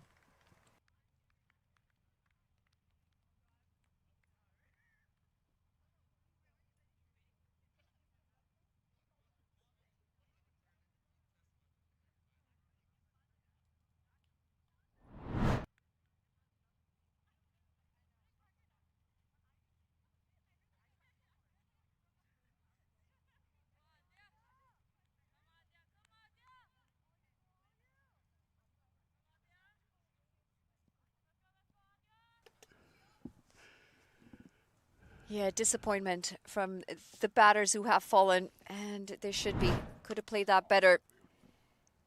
This is going to be runs. It's going to be 4 runs. In fact, Ritu Singh has been at the non-strikers, and she's seen 4 wickets go down. She now needs to single-handedly try and find a way to get them close. And it would be a single-handed job from here, Ritu Singh. Now, can Ritu Singh score 11 runs and over? Absolutely. Very well played. In the gap for 4. Leg side again. It is a massive gap. Should be able to come back for 2.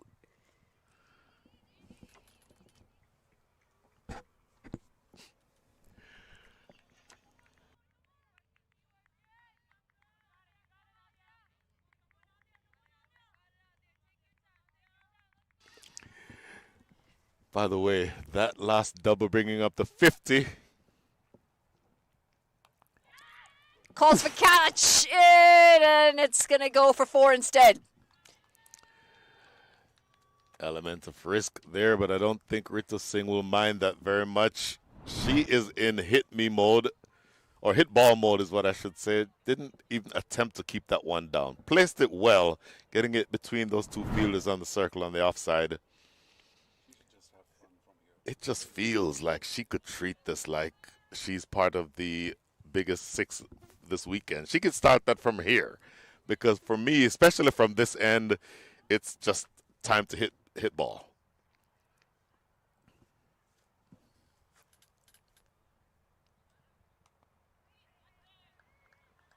It's a good line.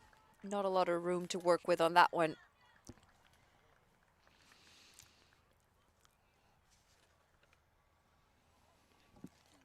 Adya Rawat, 18 years of age. Plenty of teenagers here.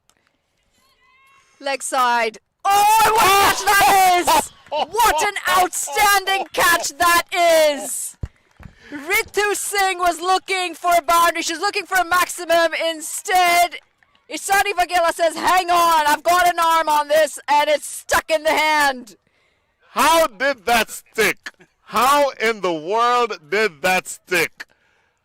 This is 6 for all money. Isana Vaghela running to her right. She had no business getting a hand to this, let alone taking the catch. That is absolutely stunning. We are at the angle that we could see that that would have gone over the rope for six had she not caught that. That is brilliant. And the end of Rita Singh just feels now like the end of the match for the Redmond Raptors, 55 for 8. What a catch that was. Best catch this week so far. And I don't think you're going to see one better than that either tomorrow or Sunday. Well, I It wouldn't was go that far, but I will say it's the best catch we've seen It so was far. hammered flat and hard. She's running to her right. You don't take a better catch than that. I'm sorry. Especially given who it was who was dismissed. That is brilliant. As you pour cold water on my point. I do You love do that a doing lot. that. You do that a lot. Oh, it's going to be a dot to end the over. It's 55 for 8. 2 more wickets is all they need. The Washington Waves, and they get an early day home. Played 2 games back-to-back yesterday. They've played the afternoon game today. They would love some rest, I'm sure. Amazing. 84 from 48. Tall task. Got 2 batters who are yet to get off the mark. Each has faced one more ball than you and me, and neither of us has played a competitive match in, I don't know, a few years. I don't understand your point. I love seeing you frustrated. I love it.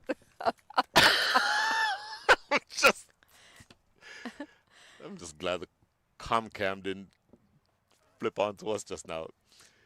Let's just say it's a long way to go and not many resources to get there. Scampered across for a quick single. Let me tell you, though, I do play some really competitive cricket at home with my kids. And it gets very exciting, very competitive. I don't know if you've seen the clip with the bumper that they bowled at me. Actually, it was a beamer. It wasn't even a bumper. Beamer. It was a beamer. So you might not have hit a few balls out there, but common practice in my house. I love beating up on the kids. Makes me feel very good about myself. You know what? I would think you have the mentality that it doesn't matter if the kids are your own offspring, you probably want to put the hurt on them. Oh, 100%. They've got to work for it. No freebies in this world. Set the tone right. Oh, goodness. Outside edge, just short of the fielder. This could be end. Oh, dear. Needed to do better. The bowler had to get her body behind it. Get those hands in place. Well, Javi Pathak assumed that this was going to be a direct hit.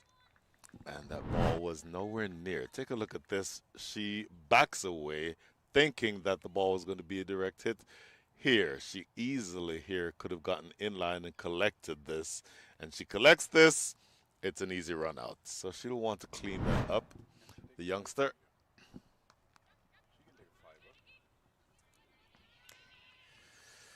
Well, they need 2 wickets to end the innings. She's picked up 3 wickets, 3 for 3. And she's got 2 deliveries in this over if she wanted to finish with a fifer and wrap up the game. Wow. A fifer. You went all the way there, didn't you? It was actually Shield. Who's standing just behind us here. So you're blaming Shield. No, I'm crediting him. That might be a no ball. No. Is it dipping enough? Oh, confusion. Confusion between the 2 fielders. It's going to run away over the ropes as well. I'll just wait to see if this has gone for 4 or 6. Just waiting for the official confirmation from the umpires.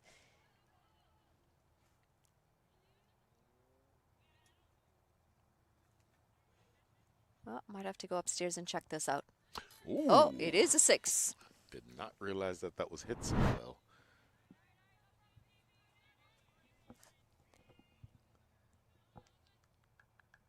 Oh. Very nearly a collision as well. Yeah. Lot of flight, and right in the block hole for a dot to end the over. 13 overs gone. It's 64 for 8.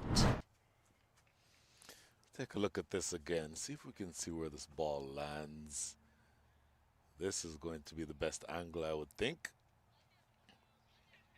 And this is going to be a hard catch because not only do they each need to watch the ball, but out of the corner of their eye, they would have been seeing each other. And this ball looks like it lands inside the rope. So that would have been an opportunity for the umpires to go upstairs. Had they gone upstairs, I think that the 6 would have been negated and a 4 signaled instead. But that's water under the bridge, to say the least at this stage. 64 for 8.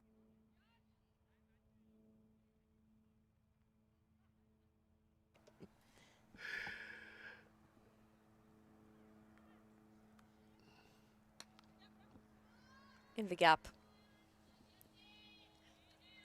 And finally a run.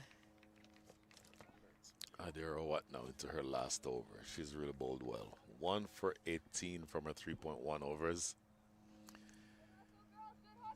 And she has done her part. Hasn't taken a lot of wickets, just one, but she's done her part to keep the required rates increasing. And as soon as I say that, she sprays one wide, but you've gotten so much of what you needed from the young leg spinner. She's definitely been a net asset to the team so far.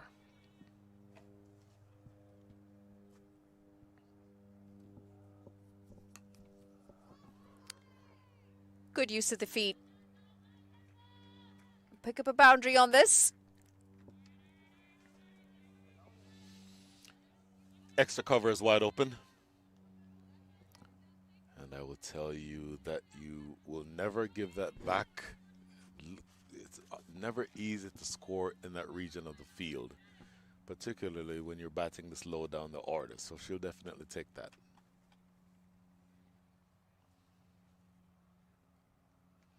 Ooh, that's well bowled. Bit of extra pace on that as well. A good amount of bounce off the surface. Believe it or not, they've just now gotten past the halfway stage of the runs that they need. They have 70, they need another 69. Unfortunately for them, just 39 balls remaining and only 2 wickets in hand.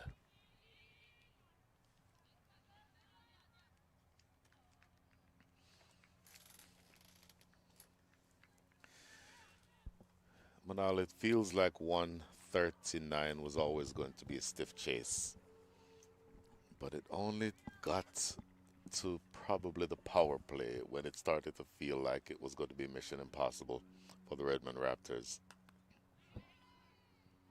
Well fielded, trouble out in the middle. And just makes it home in the end. This is close. It's a good piece of reaction from Adirowat, collecting that ball and then immediately throwing from very close range, but that's not easy to complete that attempted run out. Luckily, at least for the batter, she did just get that bat back in time. Look at this. Good piece of handiwork. Catch, flick the ball back into the stumps, but she just did get back in time. That's well played in the gap. And it's timed well enough as well to find the rope. They'll finish the over with a boundary. 2 boundaries coming off of it. In fact, it's the end of 14, 75 for 8.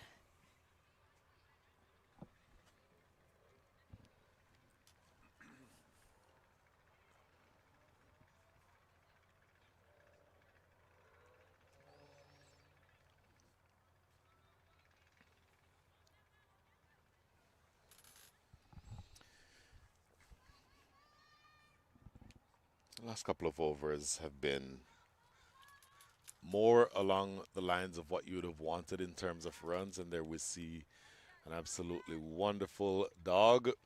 The pleasure that Monali Patel will never have of owning a canine. But more to the point, the ability to have these types of scenes around here in the, where are we? We're in the Monroe, Washington area. is a credit. And just from what I understand, and I live several thousand miles away in Austin, Texas, but I will tell you that the impression, or at least the sense that you get from this part of the country, is that they're really passionate about sports. Oh, that would have been a great effort. Yeah, that really would have been a good one, wouldn't it? Just not getting it into the hands, but good intent.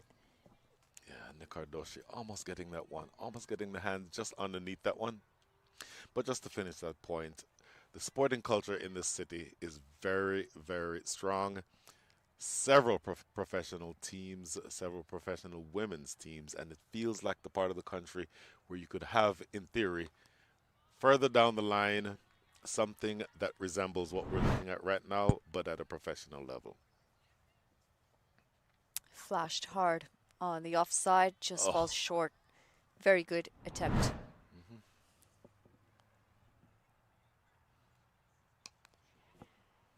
Gets it past the bowler. Won't get it past the fielder, though. So what you're saying, in other words, is Seattle's not quite the place for you. That's literally the opposite of what I'm saying. But you don't enjoy walking. You don't enjoy hiking. You don't enjoy running. Nothing to do with any here? of that. I love the sporting scene here in Seattle. That's what would work here. I'll leave the walking and the running and the hiking and going into areas where there's huge Trouble. bears. Oh, that's just missed. Won't be a boundary. They will cut it off for the overthrows, and there's more confusion out in the middle. It is all happening on this delivery. They need to calm the nerves down. There's a lot that happened there. I don't know how many runs were run because there was so much confusion. I think they eventually ran 2 runs, did they not? Well, they're trying to make up for your lack of running. That's what it was. They're listening to us. The score doesn't know how many runs were scored just yet. That's going to be a wide. Down leg. But just to finish up on that point, this is the culture here just seems to be so consistent with being able to showcase these women on a much higher level at some point. And I think that this is the type of environment where you'd want to consider something along those lines.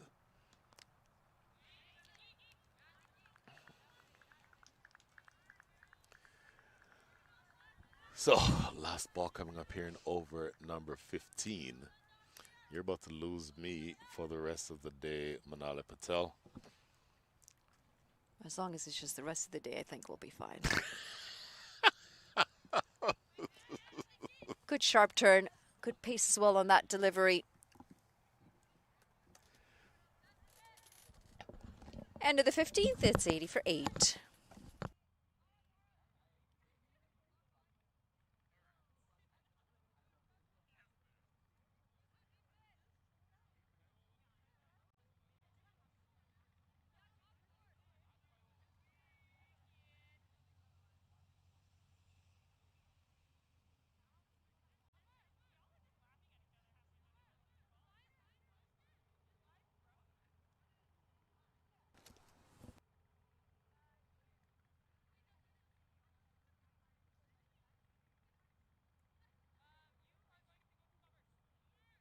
Manali, and they're hanging in. They're hanging in there.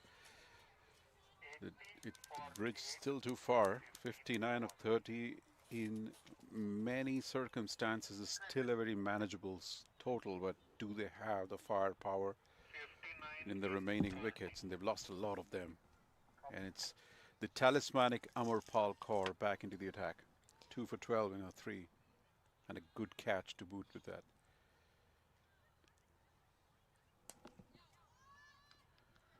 Once again, there was a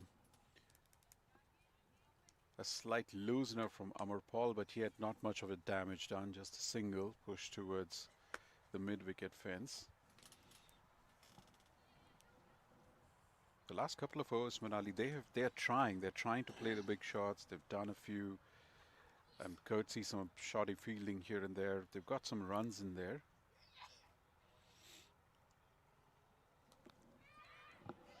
And Right. That's going to be wicket number 9.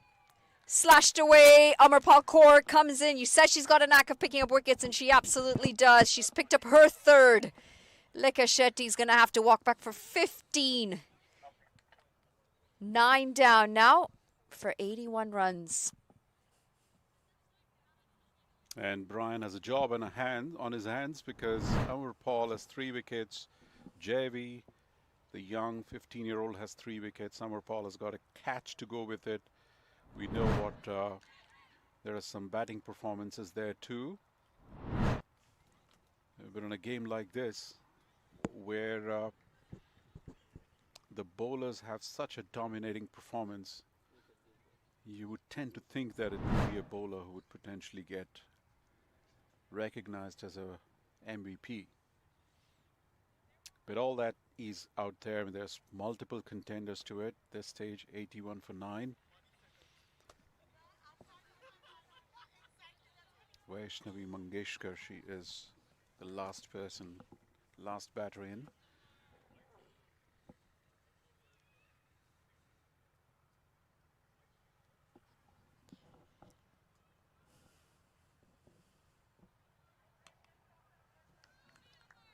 No pace whatsoever to work with from Amarpal Kaur.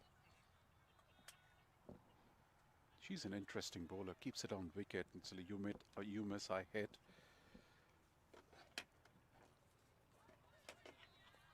This time just outside the off-stump line. You can see she's just trying to tempt into a shot. Pace off, but here I'll try and give you a bit of a bait. Yes. Waiting for the batter to make a mistake. And this time a bit of flight. Incredible control over the line and length. She varies the length, but line is pretty much consistent in that on and outside the off stump.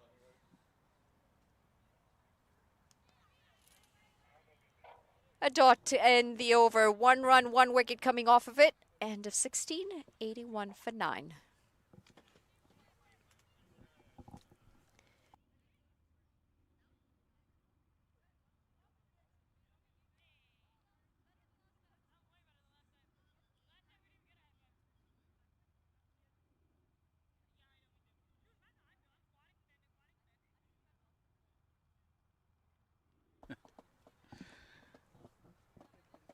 All right, required run rate of 14.5. We pretty much know how this game's going to finish at this point. At this stage, Jessica, she would probably be the... She's shown her intent, played a few big shots. I'm sure she's going to try as Geetika comes back into the attack. 1 for 10 from a 2. I think she feels she has had enough, wants to end the proceedings. Goals for catching! Just gets it past the bowler. I'm sure she saw that in slow motion, Geetika Kodali. Just seeing that last wicket get past her hand. It's that kind of a day, Manali, that we would expect anything to stick around. We've seen some really good grabs through the day, especially that outstanding effort from Isani at the boundary. We could have not been surprised if this would have stuck in 2.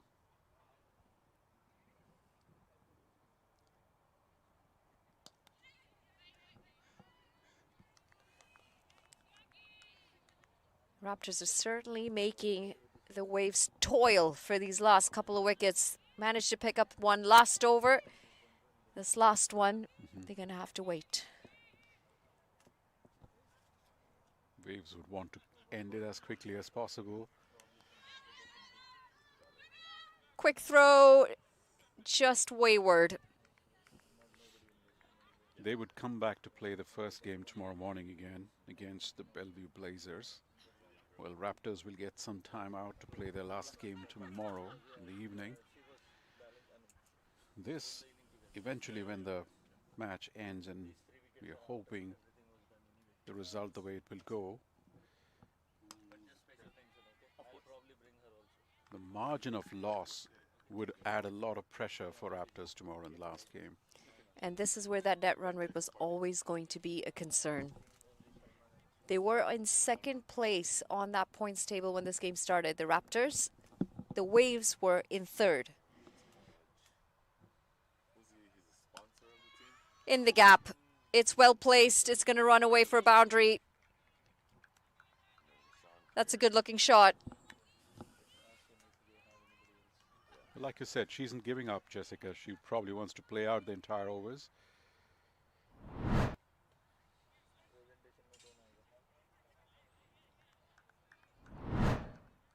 You can feel the fatigue setting in now. The player is a little sort of sluggish, little slowish, and that's quite understandable. It's like 2 games back to back is quite a tall order.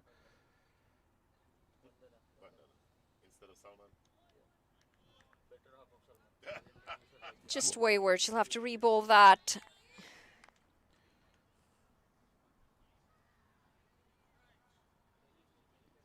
One for 17 for Deepika. Geetika. She's coming to the end of her third.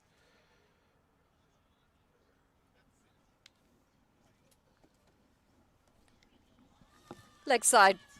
Just one short bounce to the boundary.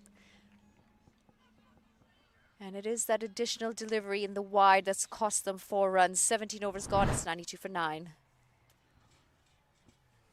At this point, I think her team is hoping that all this heroics that she's demonstrating would bring them as close to the Waves as possible, because that would have a material impact on the points table. Although they might be, Waves might actually go up with 2 games, but they might not lose too many net run rate points, really.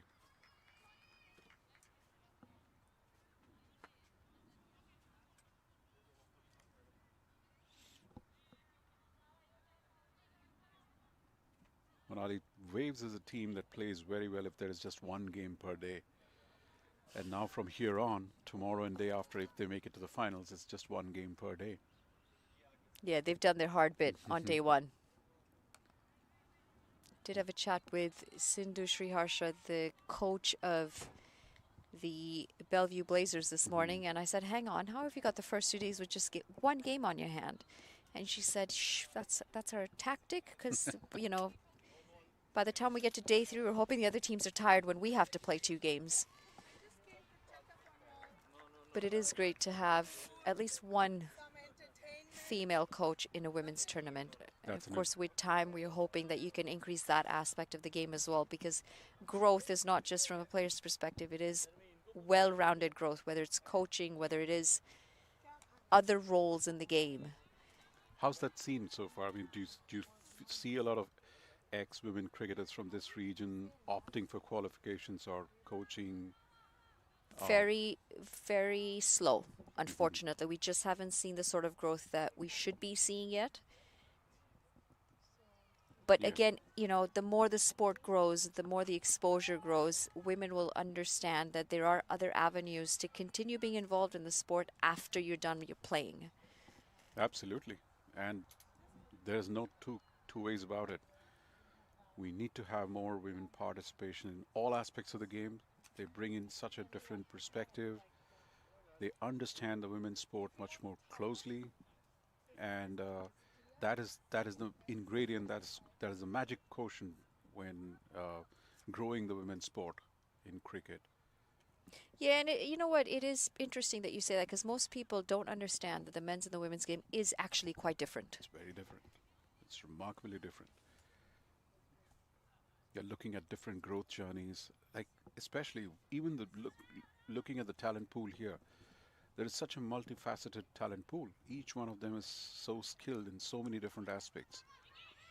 This could be trouble. This could be trouble, and it absolutely is. That's going to round up the end of this game. They have been bowled out for 93. It's a run out in the end that'll pick up the final wicket. Never really got going with the bat today, the Redmond Raptors, and you've got to give a lot of credit to the Waves. They came out with a very clinical performance with both bat and ball, and well and truly short of her ground on that occasion. At the end, I must say they came pretty they came this far. We were probably hoping they would probably fall short much earlier. So credit to them that they lose the game by 46 runs, which could have been a bigger margin. So that might just help them with the net run rate a bit. Yeah, handshakes all around as we see the sun setting behind the overcast. It's been a good day of cricket. The Raptors are going to have to try and figure out a way out of the hole that they've dug themselves into, but that is a slightly sorry looking scorecard. The openers never got going today. The skipper 12 off 16 for her, and a handy 16 off 22 from Divya Saxena. Ritu Singh tried. She was out there for quite some time for her 14. Jessica Gamua at the end, 18 off 14 with Lekha Shetty getting to 15. In the end, not enough partnerships, not enough runs, and the idea that they had to chase the highest total of this tournament so far was just a bit too much for the Redmond Raptors today. They finished the innings on 93 as they have been bowled out in 18 overs. And consecutively 2 days, the Waves defending totals. And if you see, the story is pretty much the same. 8 out of the 10 wickets picked up by the spinners, 3 apiece for JV Pathak, the 15-year-old playing a first game in this competition in just 2 overs, 3 for 10, and the talismanic Amarpal Kaur, 3 for 13 from a 4 overs, along with a catch. Geetika Kodali picked up 1, and Adya Rawat and Yashaditi Teki picked up 1 apiece. So a pretty inspiring performance by Waves today. That's the match summary. Confirmation, 138 for 6 in the first innings. It was good with the bat, especially from Jazara Claxton. 61 off 51 from her and a handy 31 from Tarnum Chopra. The bowling, on the other hand, Amarpal Kaur 3 for 13, JV Pathak 3 for 10. And well and truly short of that is the Redmond Raptors score. 93 bowled out in 18 overs. The batting never really got going. And we did see some outstanding bowling, as I've mentioned, from Amarpal Kaur and JV Pathak. That is going to round off match day number 2 here at the Seattle Orcas Women's T20 Exhibition Series. The Washington Waves have won this by 45 runs. We're going to take a short break. When we come back, we'll have the post-match presentation.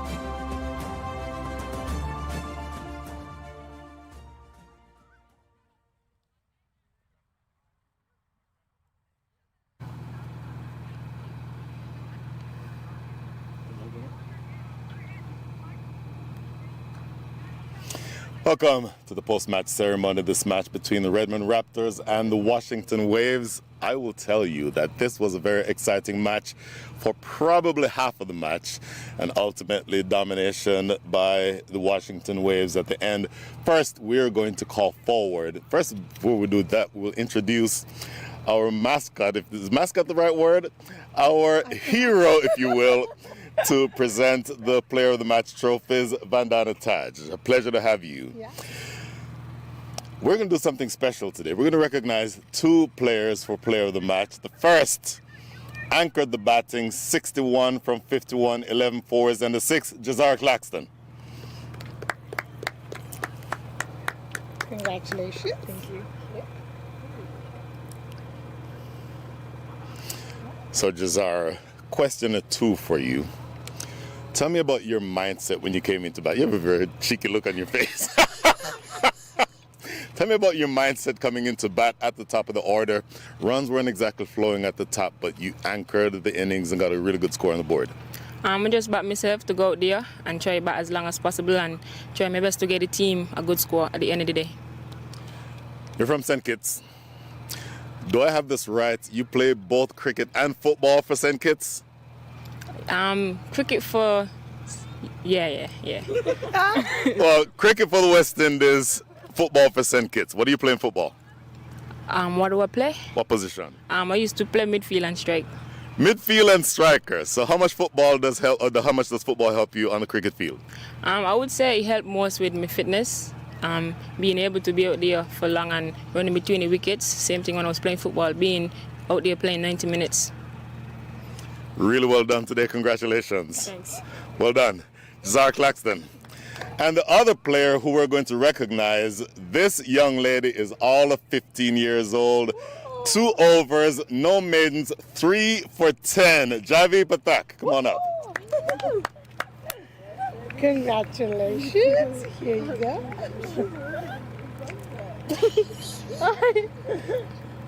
You're not sure where to look, are you? Javi, correct me if I'm wrong, you're 15 years old? Yes, I am. Javi, not many 15-year-olds get to play at such a high level. What are your thoughts coming into playing in this tournament? I think it's really amazing, like overall, and also to see how many people supported me throughout my journey and helped me along it.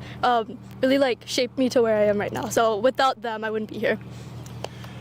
I would say in looking at you bowl, you have much more control over line and length than some 25-year-olds, let alone 15-year-olds. How far do you think your cricket can take you?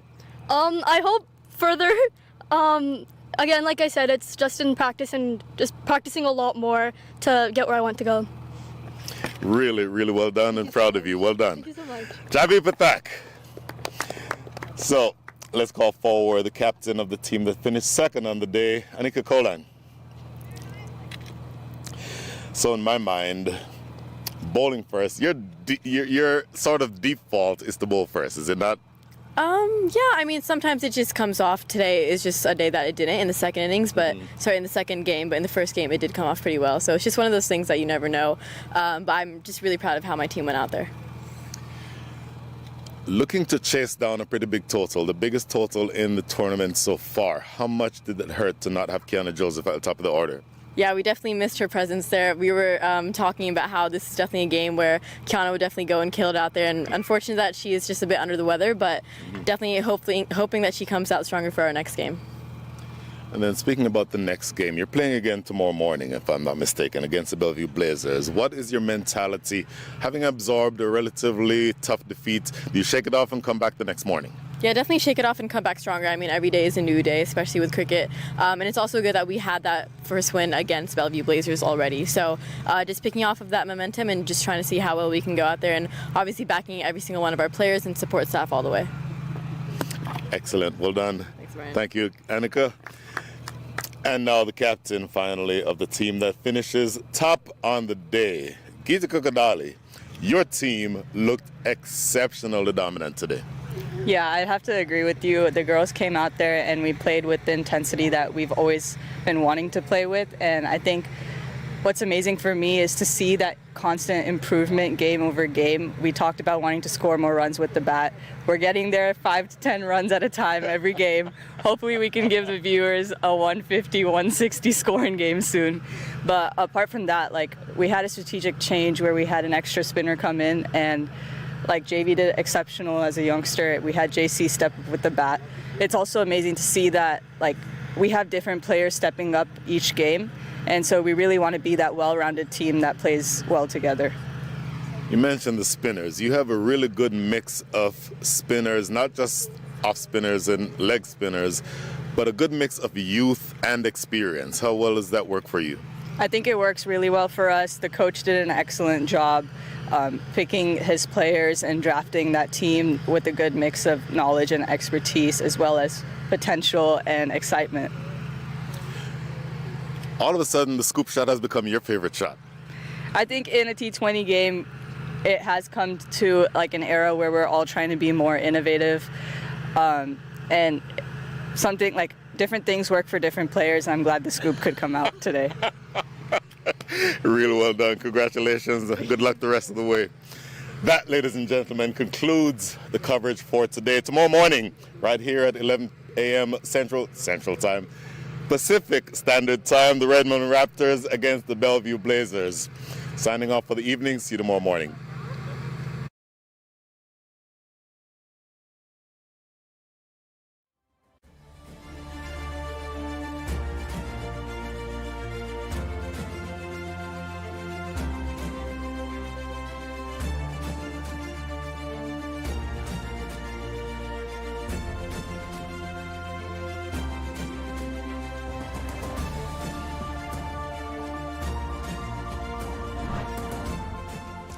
Up and over. That is a lovely shot by Nicardoshi. That is one of her favorite shots, and it gets around the wickets. Hammered away for 4 more. Oh my goodness. I like the opinion. Hammered away for 4. You cannot give any width to, first of all, any lefty. Clip just over the top of short mid wicket. Boy, it feels like Divya Saxena was in the... And again, another bit of expert batsmanship that goes away for gets 4 for it. Nicardoshi joins the hitting party. 4 more to backward square leg. That is banged away into the leg side, and it's going to be another boundary. We're deep. Banged into the leg side, but that's a good stoppage. Heights. Divya Saxena is after it. She'll get there and she'll take the... Well done, Mr. Sean Carey. Much... Oh, lovely. Any amount of width will be punished. That is... Bowled straight to mid-wicket. That is a really sharp catch by Cameron Desai. What a catch. Oh, in the air. Simple as you like. Oh, Marvel Carr, what have you done? 38 for 4. What in the world is going on with the Seattle Orcas brass? 4 outside, 5 inside. That is slashed away. A lot of work for Divya Saxena, and she tries the football exact method. Really. Oh, it gets through. And now all of a sudden it's a very different game. The spinners have found confidence. That's true. That is a really good shot, and Jazar Claxton. Ooh, swept away around the leg side. Let's see if there was any.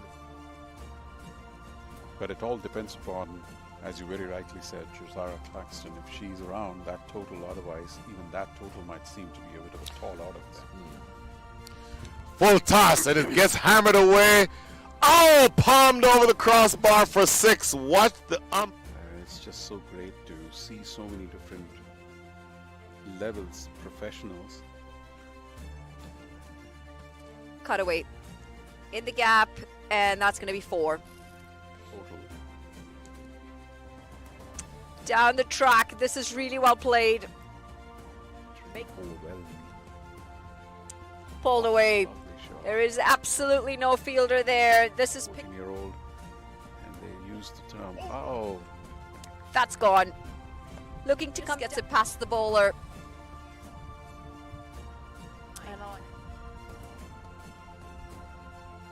Up and over. And that is an absolute... Angling in. I think this would have been going down leg. That'll do. That'll do nicely. In fact, that's going to bring up another boundary. Tell you what, low full toss. The 18th over. Oh! That is a shot. That is some power on a switch hit. What? There's another switch hit. And she gets it very straight as well. With Jessica Williams-Gamore. Oh, she has Boulder. Toenail, but I've certainly heard it. Well, that's going to be yet another one. This is really well bowled, playing well. And finally, a run off the bat. It could be dicey. Direct hit, and that would have been curtains. Starts well, the captain Gitika Kadali, but it's also going to be the down the track. Beats the first fielder. Very well bowled. That's the first. Gone. Captain of USA taking on Captain of Canada. This is in the gap. 2 straight. Helped off the pads. Boulder. You could see that coming from miles away. Expecting her to come in here. Down the track, make that wicket number 3. 17 for 3. The Washington Waves, and they batted as this is lofted down the ground over the top of the fielder. Hitters who can add some impetus. With that said, this is the pair who is potentially going to define how close they can get to the total. Good work by Sandy Sood, but not able to get anything on it. Oh, you still need another 100, and that is lofted in the air, catchable to square leg, and a clean catch. Get that one. Oh, that is going to be very close. That's a full toss. It might even be a no ball. And if the no ball's not called, that is, to me, Harmeet Singh. Struck right back at the bowler. Another wicket down. The objective is less about looking to win. That's going to be wicket number 7. It's through the game. And they should be. Could have played that better. This is going to be runs. It's going to be 4 runs. Calls for catch. And it's going to go for 4 instead. Teenagers here. Leg side. Oh, what a catch that is! What an outstanding catch that is! Ritu Singh was looking for a boundary. She's looking for a maximum. Outside edge, just short of the fielder. This could be end. Oh dear. Needed to do better. I'm crediting him. That might be a no ball. Is it dipping enough? Oh, confusion. Trouble out in the middle. Just really passionate about sports. Oh, that would have been a great effort.